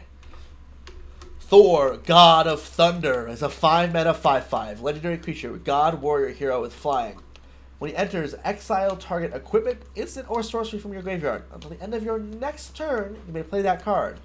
Whenever you cast a non-creature spell, Thor deals damage equal to that spell's mana value to any target. Whew. Okay. He rebuys an instant sorcery spell from your graveyard, or equipment if you lost it for some reason. And then when you cast that thing, he blows something up. He kills your opponent's creatures. He kills your opponents directly. This card's going to the Avengers. This card is gas. So good. So good. Phenomenal commander. You can play all of the shenanigans we talked about earlier with putting cards you want to rebuy into your graveyard and then rebuying them off of him by having him come back into play. You can get all your equipments back that you were destroyed if he's in the 99, but as a commander, he does all that and more with a non-creature spell, deal damage to any target. Very good. One moment.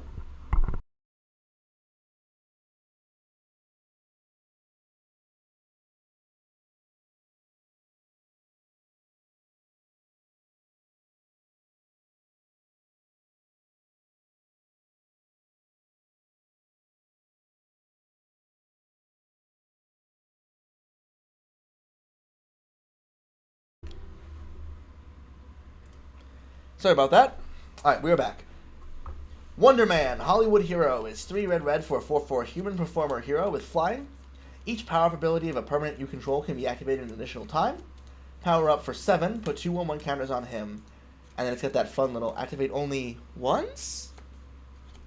So, if you're playing a deck with power-up as a main theme, you're probably also playing, like, the white cards or the blue cards that can flicker your creature, or you're playing the black cards that make it so you sacrifice your creature and then bring it back as your ways of resetting power up. So you got to read this card really as a 5 mana 4/4 that has kicker red red red red, and for each time you pay that kicker cost, you put 2 counters on them. So what is that? 7 mana for a 6/6 flyer, and then you can do 2 more to make it a 8/8.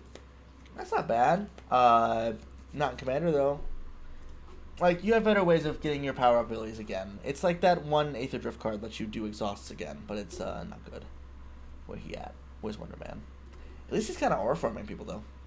Poop from a butt. Wonder Man. Maybe if we get more power up in the future, it'll be good. Doc Samson, Super Psychiatrist, is a 5 mana 3/6 Gamma Doctor hero.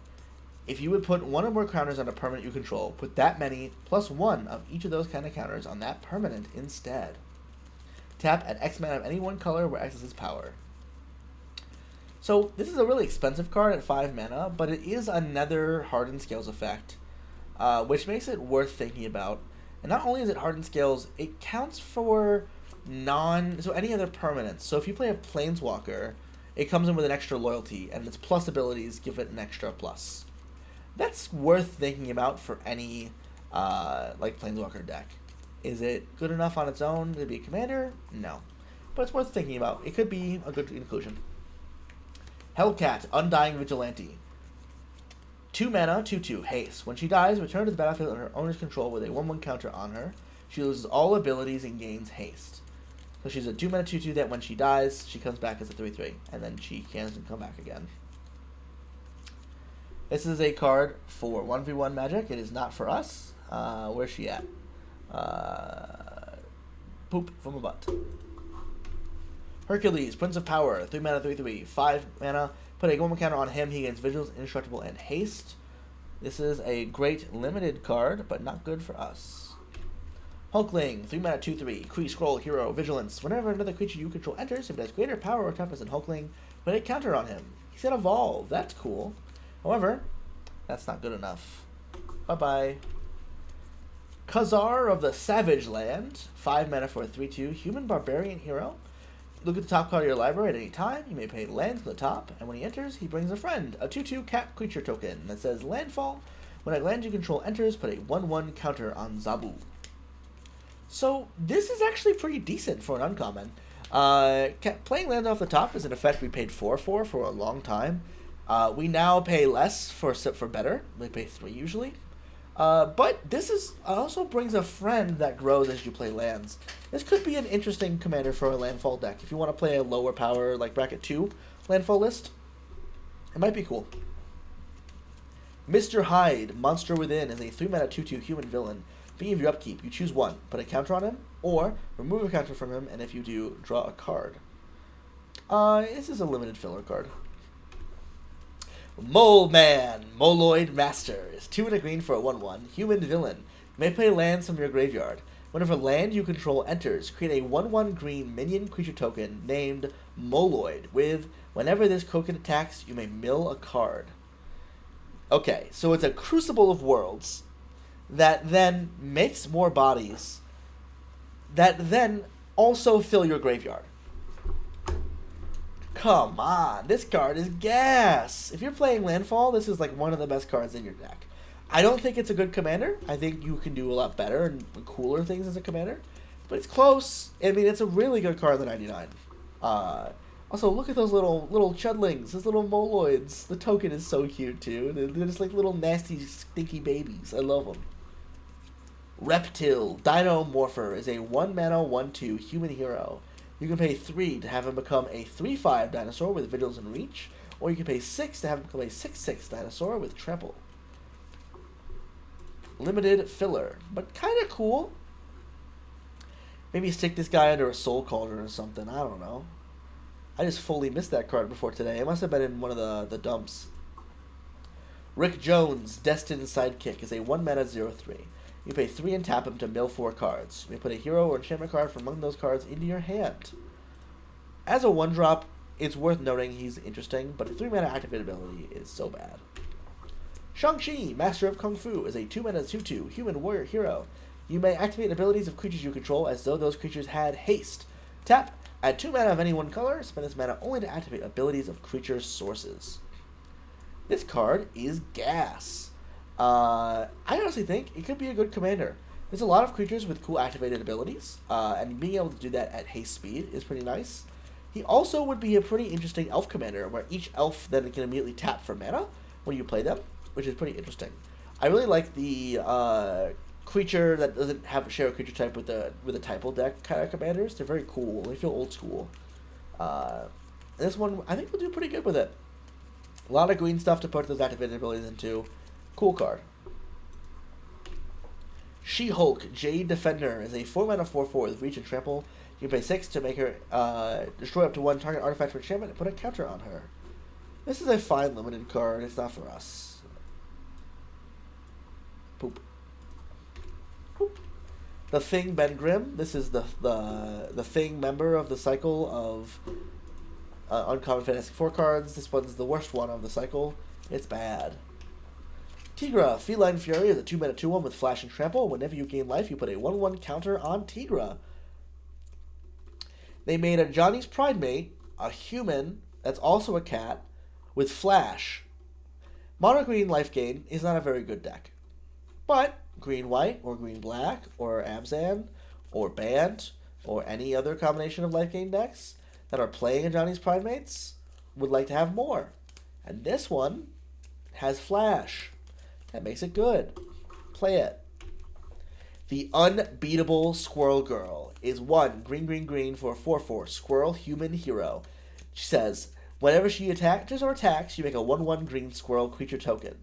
And 1 green, create X 1/1 squirrel creature tokens where X is the number of squirrels you control. This is a fairly innocuous card. This card is broken as hell. She is the mono green Krenko.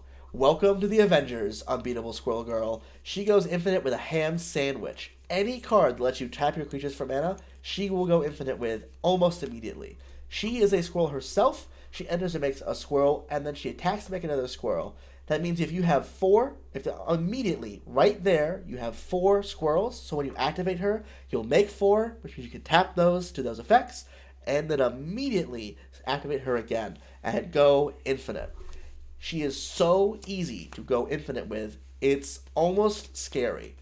Mono Green needed a big, go wide token infinite commander like Krenko, and now we have it.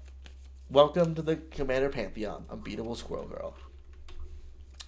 White Tiger, Ava Ayala, is a 2-mana 2/2 with human hero. You can pay 6 mana and put a counter on her and create a 4/4 that cannot be blocked by more than 1 creature. This is limited filler.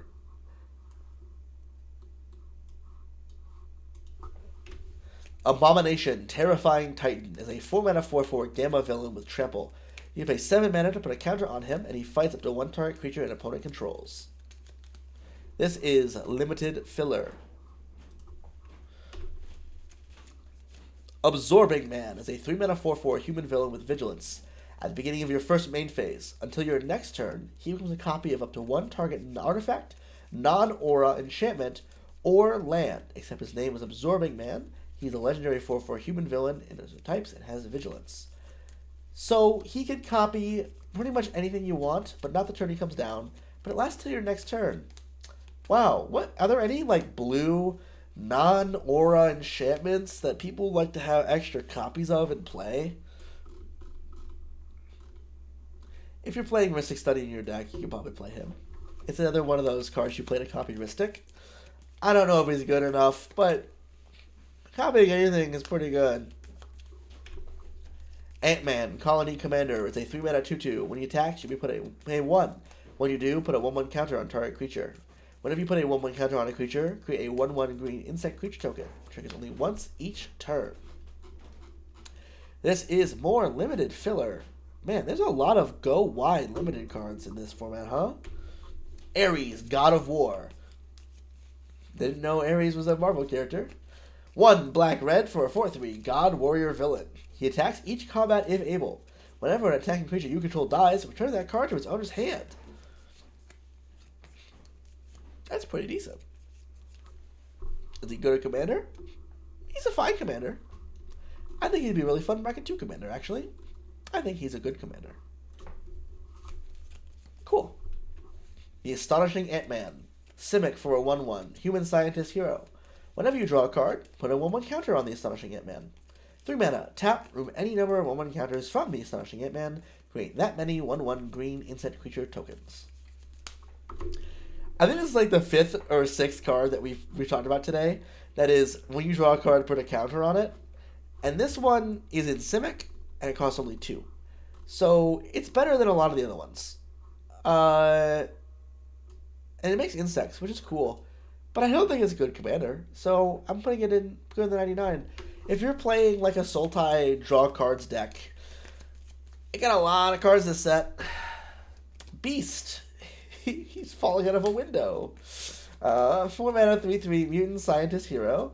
As long as you put one or more 1/1 counters on him, he is flying. When he hits, you draw a card. Beast is limited filler. Black Panther, Vanguard. 4 mana. Whenever another non-token hero you control enters, choose one. Create a 1/1 white soldier creature token. Creatures you control get +1/+1 until the turn. So, this actually isn't that bad. Like, it's a fine card for your heroes deck. I wish he made hero tokens. Because he already has the non-token clause on there, that would be really cool. But he doesn't make hero tokens, so it's a little worse. But it's going to include in his commander deck, and I actually like him for the 5-color hero lists, so he's pretty cool. Black Widow, Double Agent. 1 white-black for a 3/2. Human hero villain with Death Touch. When a creature you control attacks alone, it gains First Strike and Menace until end of turn. Limited filler. Bullseye, Death Dealer. 3 mana, 2/3. Human assassin villain. When he enters, you may sacrifice an artifact or discard a non-land card. When you do, he deals 2 damage to any target. 3 mana. Tap. Sack an artifact or discard a non-land card. He deals 2 damage to any target. So he kind of like throws. I think he's actually a meh. I think it's fine. He might be an okay commander, but I don't think he's gonna be very powerful. Captain America, Living Legend. 1 white-blue for a 3/4 human soldier hero with Vigilance. When a creature you control becomes tapped during your turn, if it's the first time that creature has become tapped this turn, untap it. So, as a commander, you'll build this guy as Persistent Petitioners. And in the 99, you put him in a Bant deck, and all your mana dorks now tap twice. Or give all your creatures Vigilance, effectively. Or any of your creatures with tap abilities get to you use them again. It's a very versatile card. It's just shy of being a cool commander, IMO. But I think it's really good in the 99 of a lot of different decks. Mostly in the green-blue space, though. So you need like a Bant deck. Cloak and Dagger Entwined. 1 white-black for a 2/2 human hero with Death Touch and Lifelink. When they enter, choose target opponent and up to 1 target creature they control. They reveal their hand. You may exile a non-land card from their hand or the chosen creature until they leave the battlefield. So these 3-drop creatures that come into play and exile something are all pretty good. If you target a commander, a lot of the time people will just stick in the command zone, and giving it back when this creature leaves isn't that big of a downside. But this also lets you look at their hand. Thoughtseize effects are worse in commander because you have 3 opponents, right? However, the other clause of this card is it just is a 3-drop that exiles something. That's good enough on its own. So you also can take a peek at their hand, and if you're like, oh, this card in your hand is the combo piece you need to kill us, that's better than your commander. I'll take that instead. That gives you some good versatility. I actually like this card a lot. If you're playing the 3-drops that exile something, like an O-ring effect, put this one in your 99. Don't put it in the command zone. It doesn't. If you could scam this like the old ones, where you get to look and then you flicker it before it resolves, and so you get to take the thing forever, this would be great. They shouldn't have made that card work this way, and it doesn't work that way. So, it's good.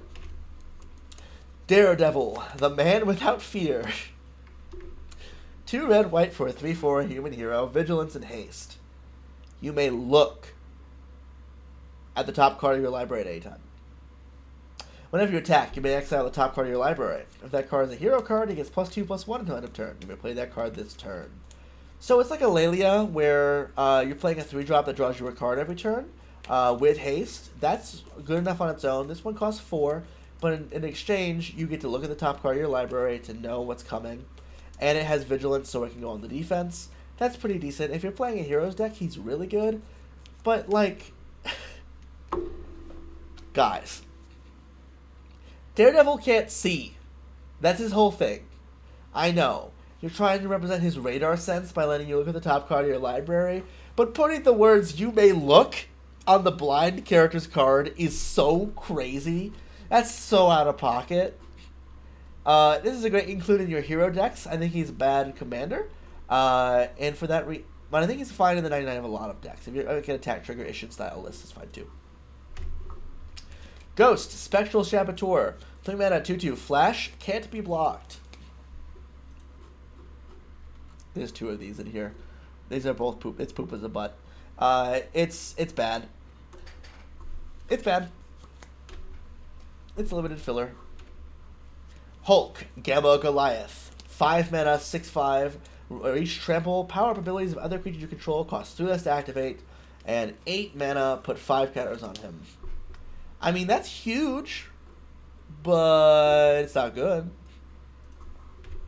Iron Man, Master of Machines. 2 blue-red for a 1/4 human hero with flying and vigilance. He gets +1/+0 for each other artifact you control. Whenever Iron Man attacks, if an artifact enters the battlefield under your control this turn, draw a card. So he's a flying, vigilant construct that draws cards every turn. That card is good in the 99.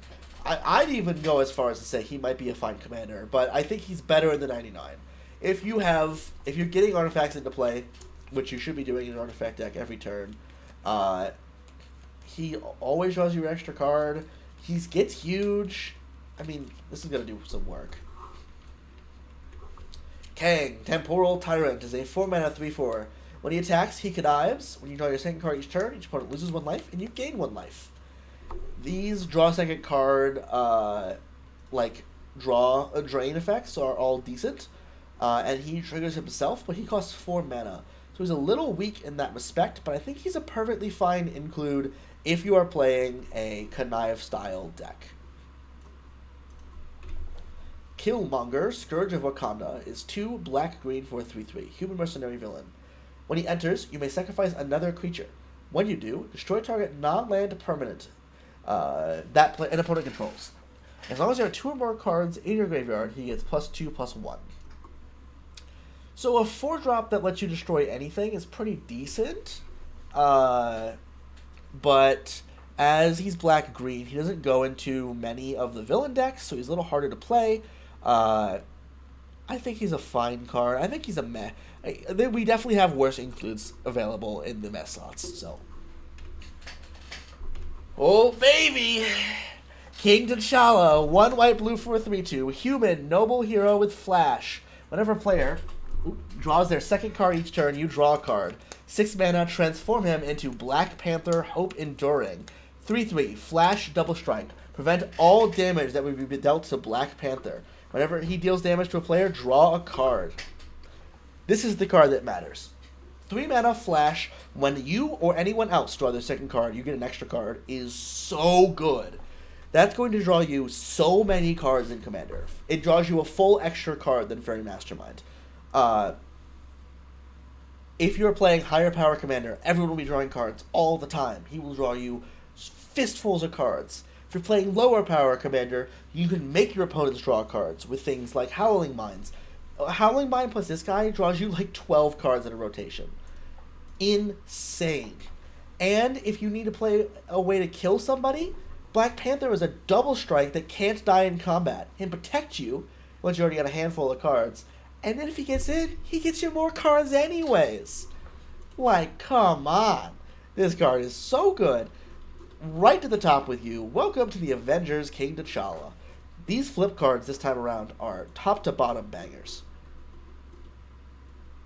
Where are we at? There we are. And I'll put them up here. We're going to order the Avengers at the end. The Kingpin of Crime. You embarrass me in front of Vanessa. 3 mana, 1/5, extort. Whenever you attack, you may pay 2 life. If you do, until end of turn, creatures you control with toughness greater than their power, sign code damage equals their toughness rather than their power. Kingpin is a white-black butt smatter commander. He's... I don't know why. I mean, he hits like a truck. It doesn't look like he would. Maybe that's why, right? Honestly, I think he's a fine commander. White-black butts is a strategy we have not seen much of before, and this might be a fun one. Madam Hydra is a 4-mana 2/3. When you make a villain, make a villain. Huh. That's a cool card. If you're playing villains, casting a villain, giving you a villain is really good. It's what I wanted that Black Panther card to do. But I mean, if you're not playing villains, you obviously won't want to play this. The Mighty Thor, Jane Foster, is 1 white blue for a 3/3 flyer. When she attacks, exile up to 1 target non-token artifact or creature. Then return that card to the battlefield tapped under its owner's control. Okay. This is my personal favorite commander in the entire set. I am super excited to build this one. I have a couple lists already in progress. Not to spoil anything for you guys. I just gotta go and need the Wizard. He's the best card in the set. This card could do some nuts stuff. She could draw you tons of cards from the second ability alone, ignoring the equipment draw cards. It's like it's Felia, but not as broken. It's Brago, but not as broken. Like, those are both... Brago and Felia would be better commanders for different strategies. But she kind of melds those two things in the middle in such a way that is just so fun. I'm super excited to show you guys how this one works. Moon Girl and Devil Dinosaur. 1 green-blue for a 2/2. Human dinosaur hero. When you draw your second card each turn, until end of turn, they become a 6/6 with trample. And whenever an artifact you control enters, draw a card. This ability triggers only once each turn. So, if this card just said the last line of text, artifact you control enters, draw a card, I would already be playing this card in the 99 of several decks. But then it becomes a 6/6? Come on! We're killing people! I don't know if I'd want this in the command zone. I feel like a lot of decks would rather have it in the 99. But still pretty good. The Ruinous Wrecking Crew is X black-red for a 2/2. It enters with X counters on it. And when he enters, you choose up to X. Discard a card, then draw a card. Target opponent loses 2 life. Destroy target token, and each player attacks a creature of their choice. All of those effects are perfectly fine. It's a little mana intensive to cast these guys. If you're playing a Jund Hydras list, that might be cool to include, but otherwise, pretty meh. Scientist Supreme of AIM. Blue-black for a 2/2. Pay 2 life. Copy target activated or triggered ability you control from an artifact choice. You may choose new targets for the copy, activate only during your turn, and only once each turn. So, maybe I don't remember enough from the comics I used to read. I don't remember Scientist Supreme being, like, a specific guy. I thought it was, like, a title. Like Guildmaster of Ravnica or whatever. There's a lot of really cool artifacts that have cool triggered or activated abilities. And being able to copy them is really good, especially since it costs no mana. If I knew more about what this deck could do, maybe I'd put it in good commander. I think for now it goes fine in the 99, but it could be a very good commander. Next up is the Serpent Society. 1 black-green for a 3/4 human snake villain with Death Touch. Ward, get 5 poison counters. Whenever another creature you control with Death Touch dies, each opponent sacks a non-token creature of their choice. Okay, so this card has no ward the first time you target it, and then hexproof after that for each player. Creatures with Death Touch dying, making your opponent sack a creature, is so annoying. It's probably a good commander. I don't want to play it or play against it. It just seems annoying. It can't hang at higher powers, and it's really annoying at low powers. Okay, here's a weird one. Speedball. 2 in a hybrid blue-red. 2/2. Whenever a player casts a spell that targets him, he gets +2/+2 until end of turn. You may choose new targets for that spell. What the heck? So if you cast like a pump spell targeting him, you buff your creature, and then he can point at some. You buff him for +2/+2, and then point it somewhere else. This is a really weird card, and it'd be cool to kind of like figure out how to do something interesting with it. So I'm going to stick him in good commander. I don't know how strong he would be, but I think he'd be a cool build around. Spider-Man to the rescue! 3 mana, 3/2. Spider human hero with flash, vigilance, and reach. And when he enters, you tap him. When you do, another target non-attacking creature you control gets indestructible to end of turn. He comes in and saves somebody. That's cool. That's just like Spider-Man. He also comes down and ambush vipers somebody and kills their creature that was attacking you. Also pretty cool.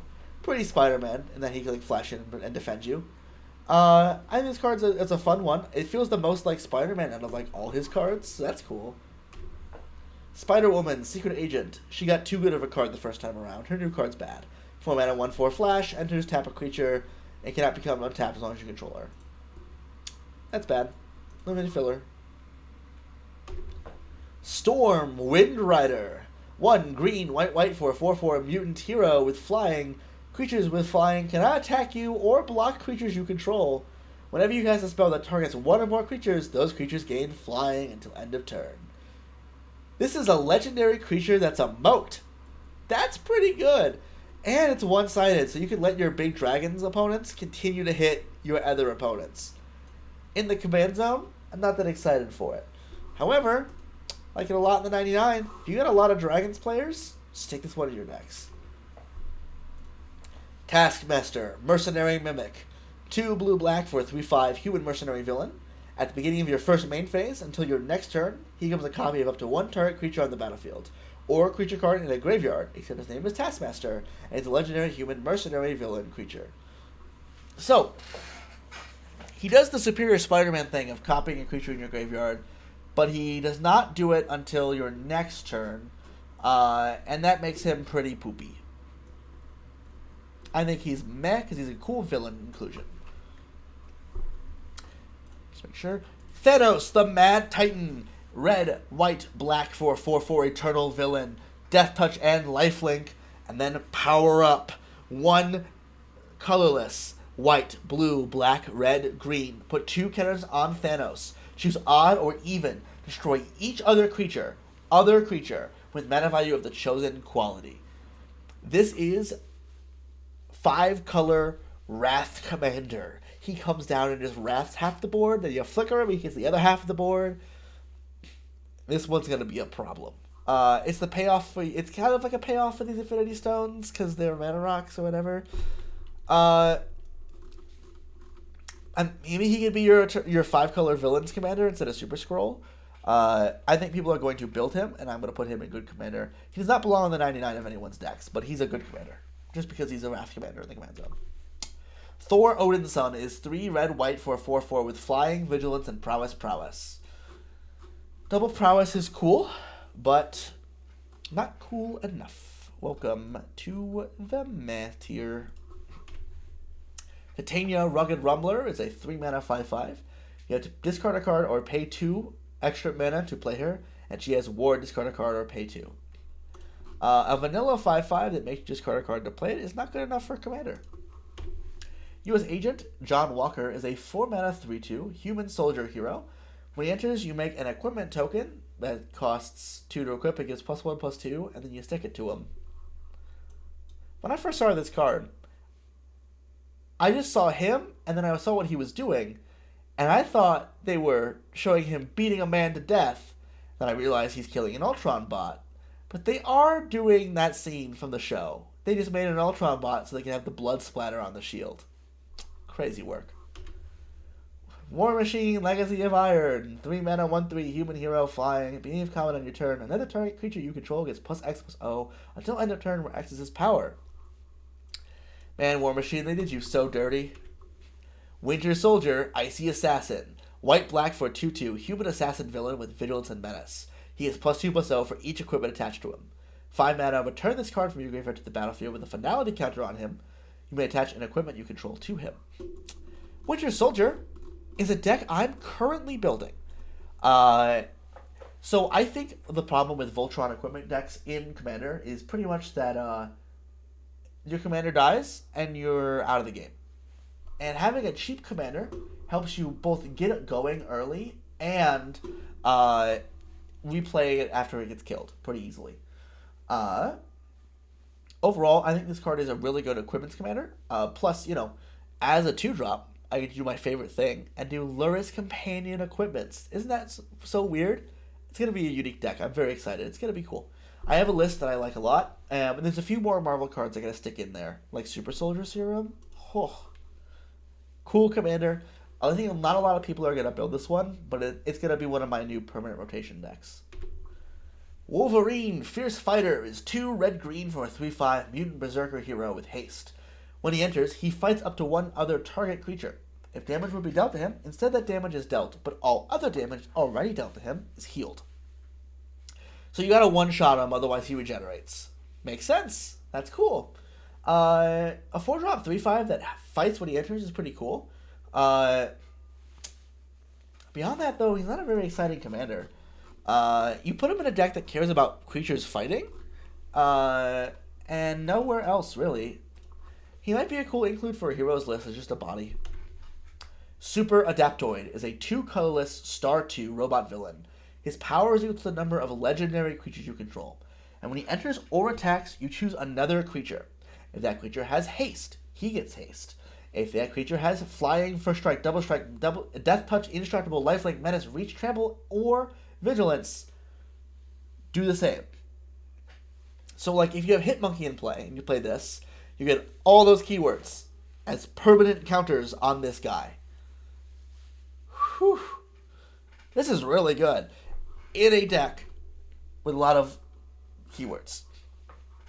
On its own, pretty weak, but really good in that kind of deck. And also, they are counters. So if you're already playing effects that let you move a counter from one creature to another creature, you can take the new Death Touch counter or the new Flying counter and move it over to something else.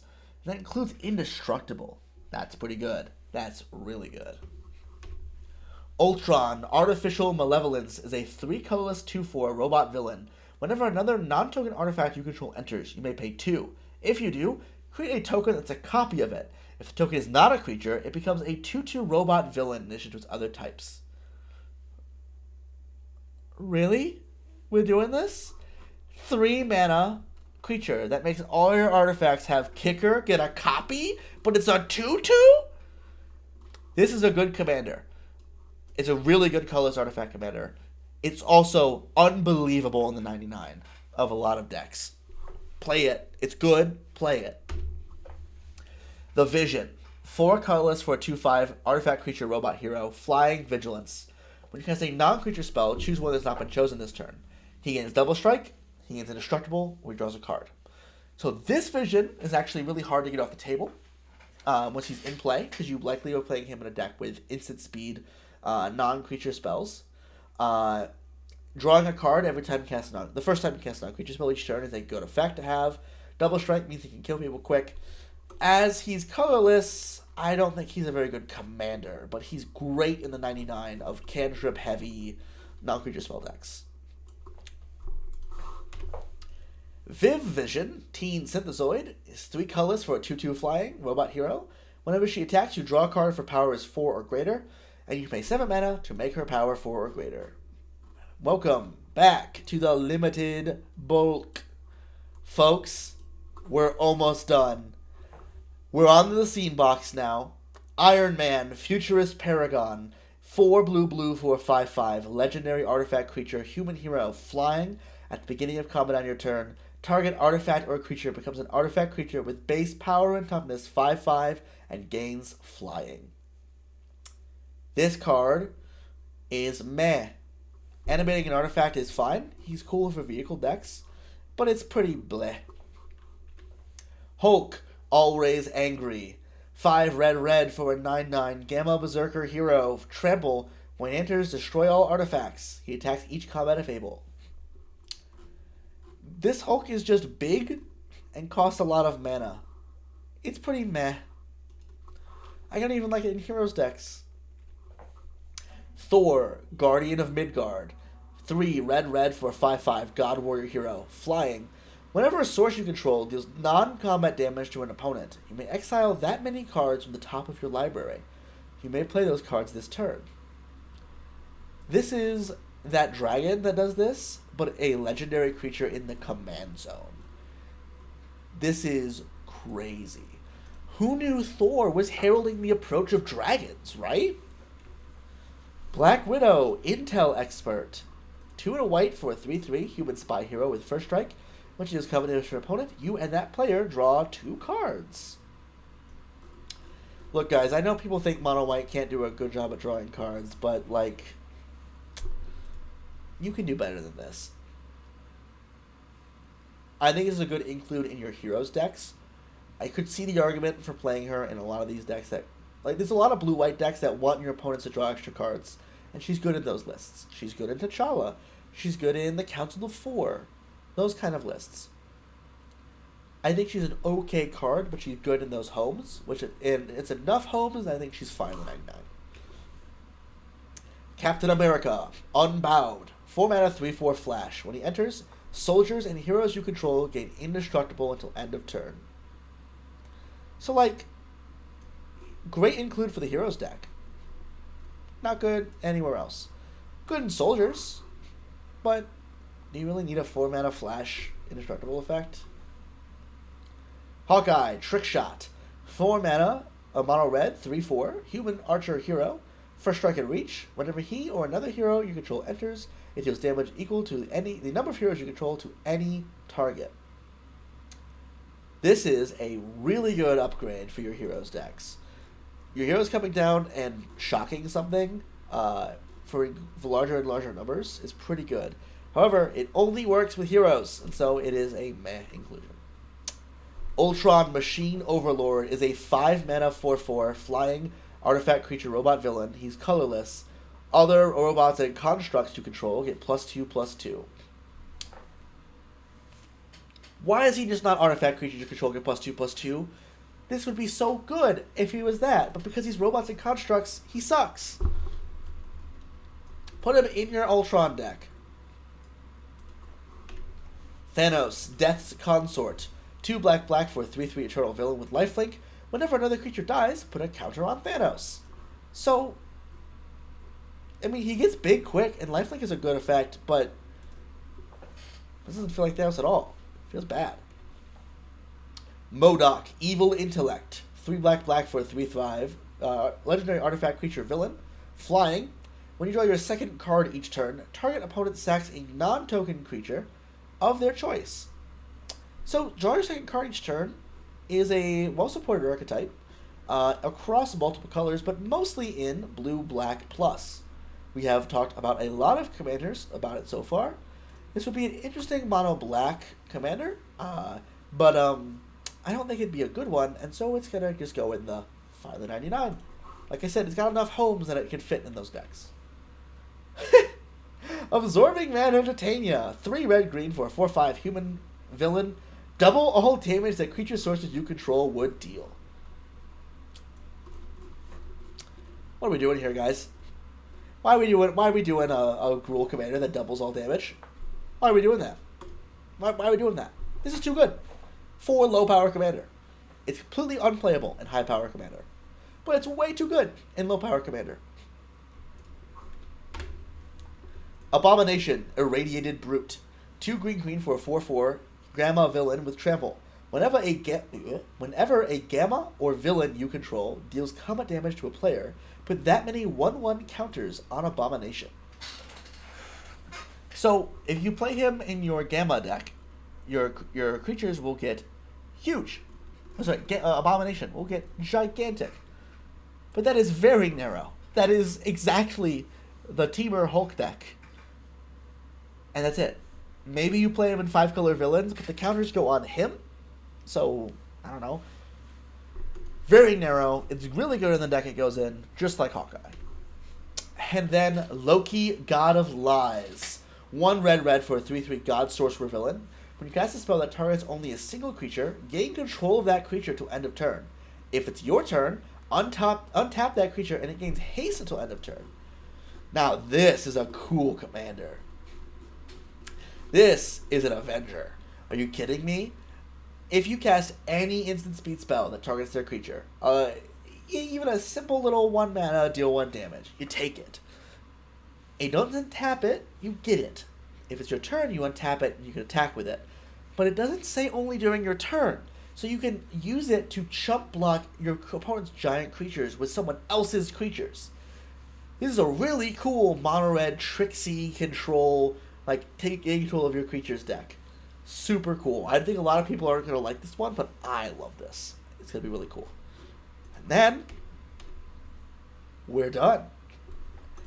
We have talked about every commander in Marvel, except for these three. This one has already been talked about. I'm just going to leave it there. Let's see. What are the ones we're missing? Crimson Cowl, Master of Evil. Crimson Cowl, Master of Evil. Crimson Cowl, Master of Evil is a 3-mana 1/3. Whenever one or more non-token villains you control attack a player, you create a 2/1 villain with menace. That's really good in the villains decks. Goes right up there. The other ones we're missing is the Leaper. Batroc the Leaper is a 2-mana 2/2 multi-kicker 2. He enters with a 1/1 counter on him for each time he was kicked. When he enters, he deals damage equal to his power to each of up to X creatures for X the number of times he was kicked. Interesting. So this is like a really cool outlet for lots and lots of mana. He deals a ton of damage. He's like a big board wipe for a ton of mana, but he's not very good otherwise.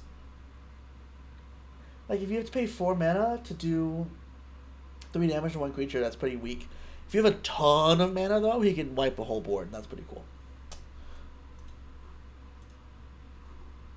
And with that, we are done with the main block of today's episode. We have to still pick our top 5.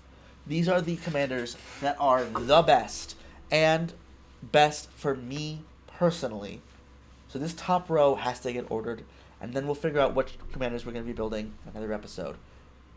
Let's take a look at our top tier commanders. First off, we have the Wizard. I put him in here because it's funny. I'm going to keep him at the top, but we're not building him. We have Mighty Thor Jane Foster. We have Nick Fury, Agent of S.H.I.E.L.D. We have King T'Challa / Black Panther. I'm not building Nick Fury, so I'm going to move him down there. I am building Mighty Thor. King T'Chaka, T'Chaka is the other one. I'm going to build him for sure. Ant-Man Elusive Avenger, I definitely want to build, so that's 3. Namor is definitely one I'm building. Let's see, 1, 2, 3, 4, and 5 with the Fantastic Car. Yeah, wow. I mean, come on, seriously? Did we ever figure out who the Wizard is? Yeah, he's the best character in all of Marvel. He's a Golden Age speedster character who they stopped writing about early on. But he's the best character in all of Marvel. He's at the top of the tier list for a reason. I think the 5 I want to build the most are Mighty Thor, Jane Foster, King T'Challa, the Blue-Red Ant-Man, Namor, and the Fantastic Car. But all these other commanders are phenomenal. And I've already built my list for Winter Soldier.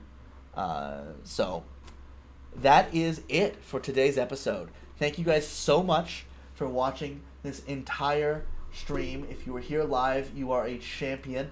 It has been over 4 hours of talking about Marvel cards, and I am so ready to stop looking at Magic cards for today. Thank you everybody for watching. Have a wonderful day, and I'll see you in the next episode.